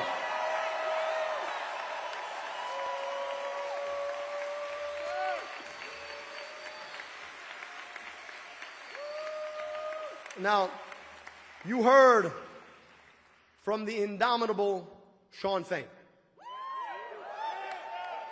who reminded us what we can have when we're willing to stand up and fight. Unions built the middle class. Unions built the 40-hour work week. Unions built the weekend. I don't get one anymore, but we built it. Unions built the fact that our kids go to school instead of going to work. And unions can build it again when we're willing to stand with unions. So it is time for us to stand with our union sisters and brothers. We got to pass that PRO Act. We've got to normalize union organizing in every sector of American life. And while we're at it, let's stand up to the corporations who tell us that there's no more money for workers. Let's ban stock buybacks.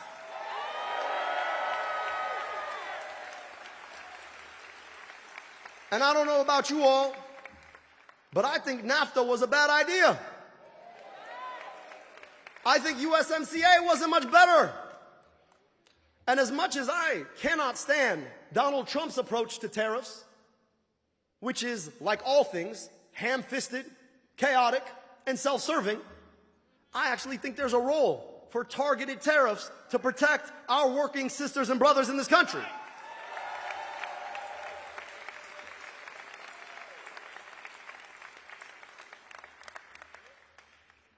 Now, there's no coincidence that in an era where union participation is near an all-time low, we're watching more and more billionaires get spit out of this economy. And I don't know about you all, but I think it's a ridiculous thing that it's easier for a billionaire to make a second $1 billion than it is for somebody to make their first 50,000. Now, y'all know how many billionaires you can make, or how many millionaires you can make for one billionaire? 1,000 of them. And they're out here trying to protect billionaires. I don't know, I'd rather have 1,000 millionaires than one billionaire. But more importantly, I think billionaires ought to pay their fair share. If you tax a billionaire at 8%, you know what they still are? Still a billionaire. Your kids are going to be rich. Maybe you can pay your fair share so the rest of our kids can get to go to good schools and travel functional roads and get good health care. So it is high past time for us to stand up to the billionaire class and tax them their wealth.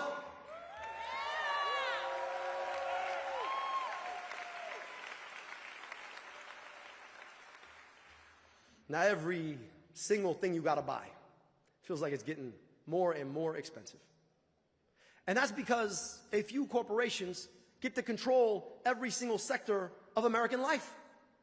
And they use their power to rig our economy to force us to pay more. They literally pick our pockets so their CEO can make more next year. And I think it is time for us to take on price gouging. I think it is time for us to take on monopolies and oligopolies. I think it is time for us to stand up to corporate power. And I think it is time for us to start enforcing our policies on the books to make sure that no corporation can control prices on us, to pick our pockets, to enrich their CEOs and their shareholders.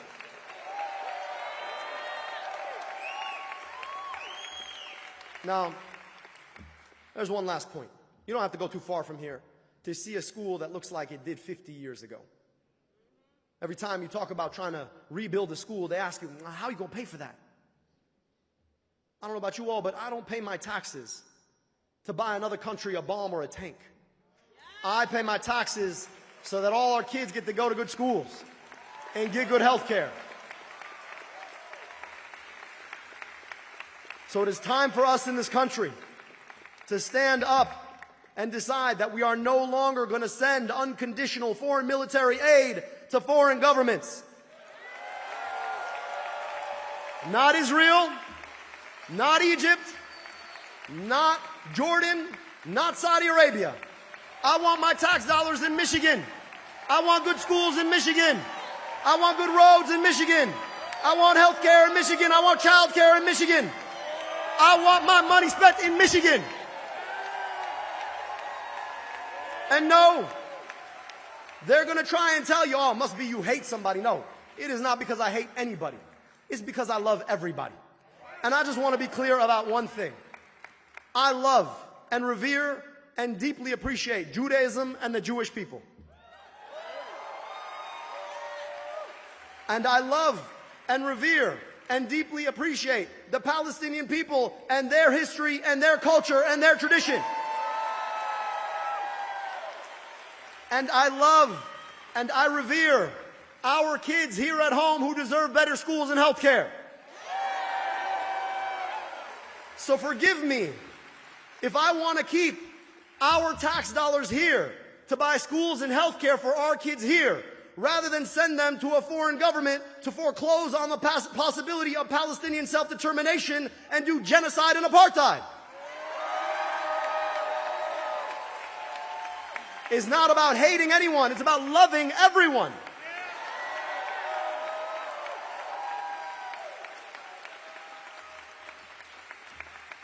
And then let's be clear. I'm proud of the work we did on medical debt. I really am. But medical debt shouldn't exist in the first place.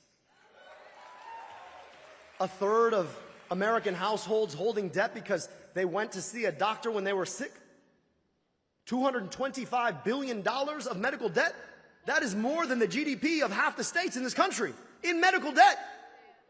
And we can wipe away all of that medical debt. And I just want to give you all some numbers here, okay? You can erase all the medical debt in this country for a penny on the dollar. So if you're doing the math, $225 billion, you can erase for what? About $2.25 billion? I want you to think about how much we are wasting dropping bombs in foreign countries. I don't know if you were watching, but the other individual who would like to be the Democratic nominee for the U.S. Senate just took a vote to send more than that to a foreign government last week.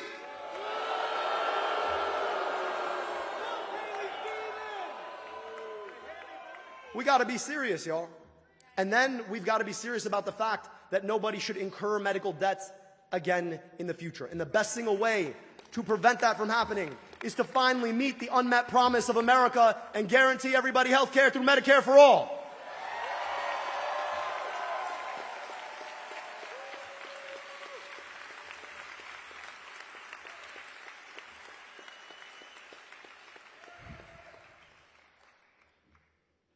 Now look, I know I'm not supposed to run for office. Got the wrong name? Apparently, if you pray like this and not like this, pray the wrong way. I got the wrong profession, but I'm also not going to stand here and tell you what you cannot have and should not fight for. I'm not going to tell you that you cannot have nice things in the richest, most powerful country in the world. I'm not going to tell you that we've got to make peace with the corporations who nickel and dime us at every turn, and that if they want something, we got to go on and give it to them. I'm not going to tell you any of those things. And if you've been watching, they've taken to calling me dangerous. Now, I don't know why you would call somebody who looks like me with a name like mine dangerous. It's an interesting adjective to use. Nobody's ever called somebody who looks like me dangerous. So I just want to ask, if you're a child forced to breathe at the end of a smokestack, you think they think I'm dangerous? Or a kid sitting in the back of the classroom who couldn't see the blackboard, who got that first pair of glasses. If you're that kid, I'm not dangerous. If you're a worker who wants our economy to work for you, I'm not dangerous. If you're somebody sitting in medical debt, wondering what your financial future is because you deign to see a doctor in the richest, most powerful country in the world, if you're that person, I'm not dangerous. If you're somebody who wants government to work for you, I'm not dangerous. I might just be the one person running for U.S. Senate who actually wants to serve you. But if you're the CEO of DTE, you damn well better believe I'm dangerous. If you're Blue Cross Blue Shield shareholders, yep, I'm dangerous.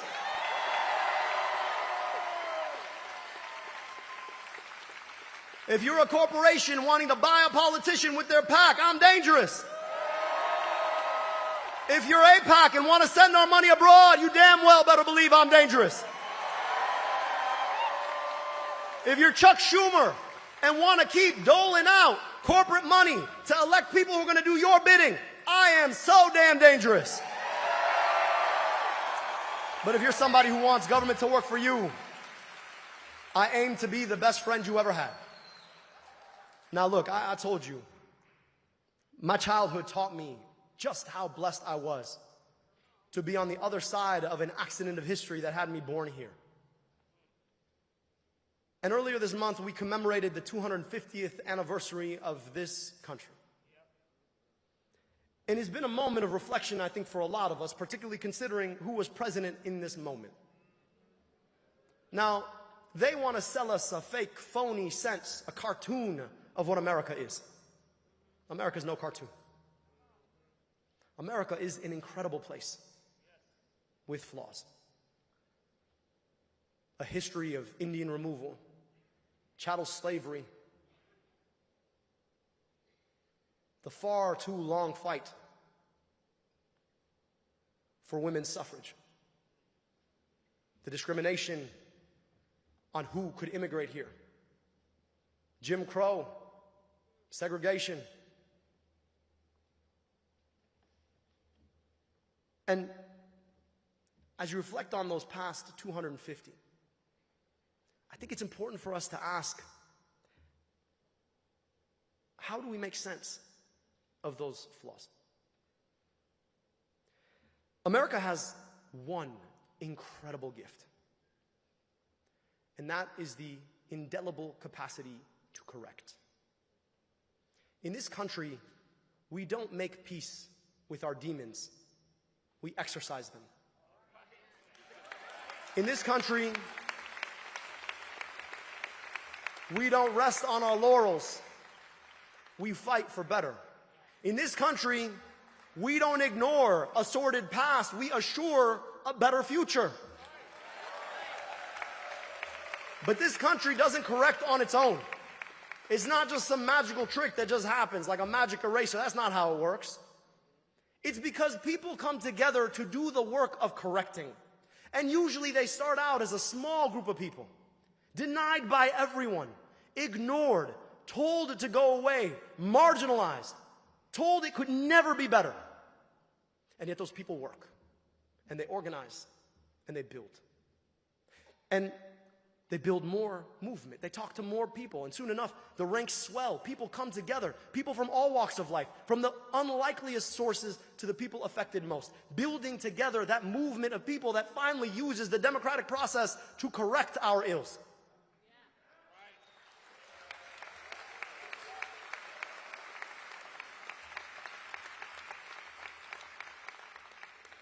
And my friends, I share this right now at this moment of our 250th anniversary because we need that correcting right now.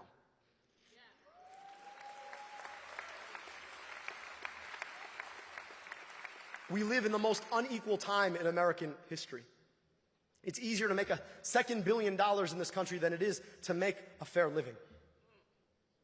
Racism still denies too many people access to a good education, good health care, fair housing, clean air, drinkable water. People are still living in fear just because of who they love or how they identify. People are told they're less than because they pray the wrong way or they don't pray at all. And so America is in need of that correcting now. And we find ourselves at the precipice of a moment of correction. I just want you to understand the stakes of this moment. $50 million. $50 million and counting. That's how much the likes of DTE and Chevron and Exxon and Big Pharma and Big Tech and Big Health Insurance and APAC have already spent in this race.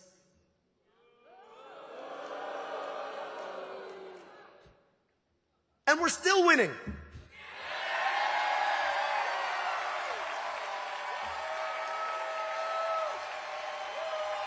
Because friends, what they don't understand is that if all they got is money, we've got the many. And we've got the thing that has corrected every single error in the past and will correct the future. We've got a movement of people coming together beyond our differences to build together what we cannot have alone. We've got each other. Folks who may never understand the lives that one another lead, locking arms together to say that we will not have our future dominated by the likes of your big tech company to put a data center in our backyard. We will not accept the idea that in this country we're going to buy tanks and bombs for someone else when our own kids don't have health care. We will not accept the idea that you can come in and tell us that we cannot breathe clean air when we have all the technology we ever needed. And so I want us to remember that while they will bring all of their money and all of their power, that it is our choice to remain undaunted, that we will not back down.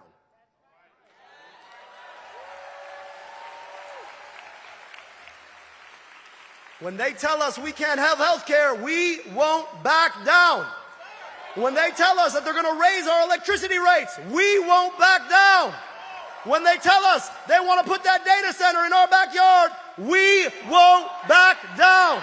When they tell us that they want to take our tax dollars and give them there, When we've got kids who need them here, we won't back down. When they tell us we can't have union representation, we won't back down. When the billionaires tell us we can't tax them, we won't back down. And when they bring $50 million into this race, we won't back down. We will continue to do the work of democracy. We will go out there and knock those doors and make those phone calls and be undaunted at the polls. We will build a movement that connects to the love and the joy of the future we deserve rather than the sordid past we've had.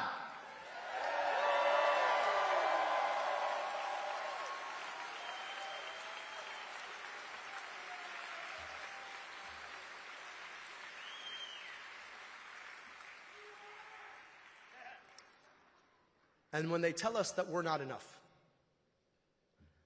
let's remind them that we're all we've ever needed. My name is Abdul El-Sayed. I am running for U.S. Senate. I hope I can earn your support. Thank you so much.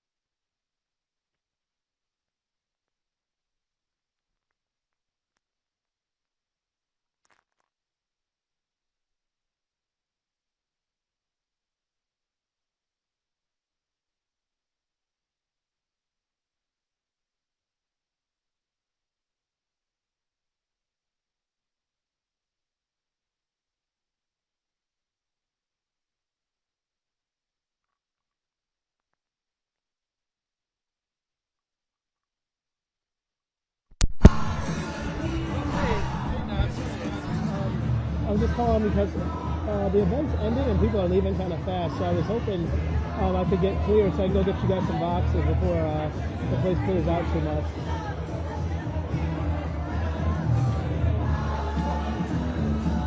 Thank you.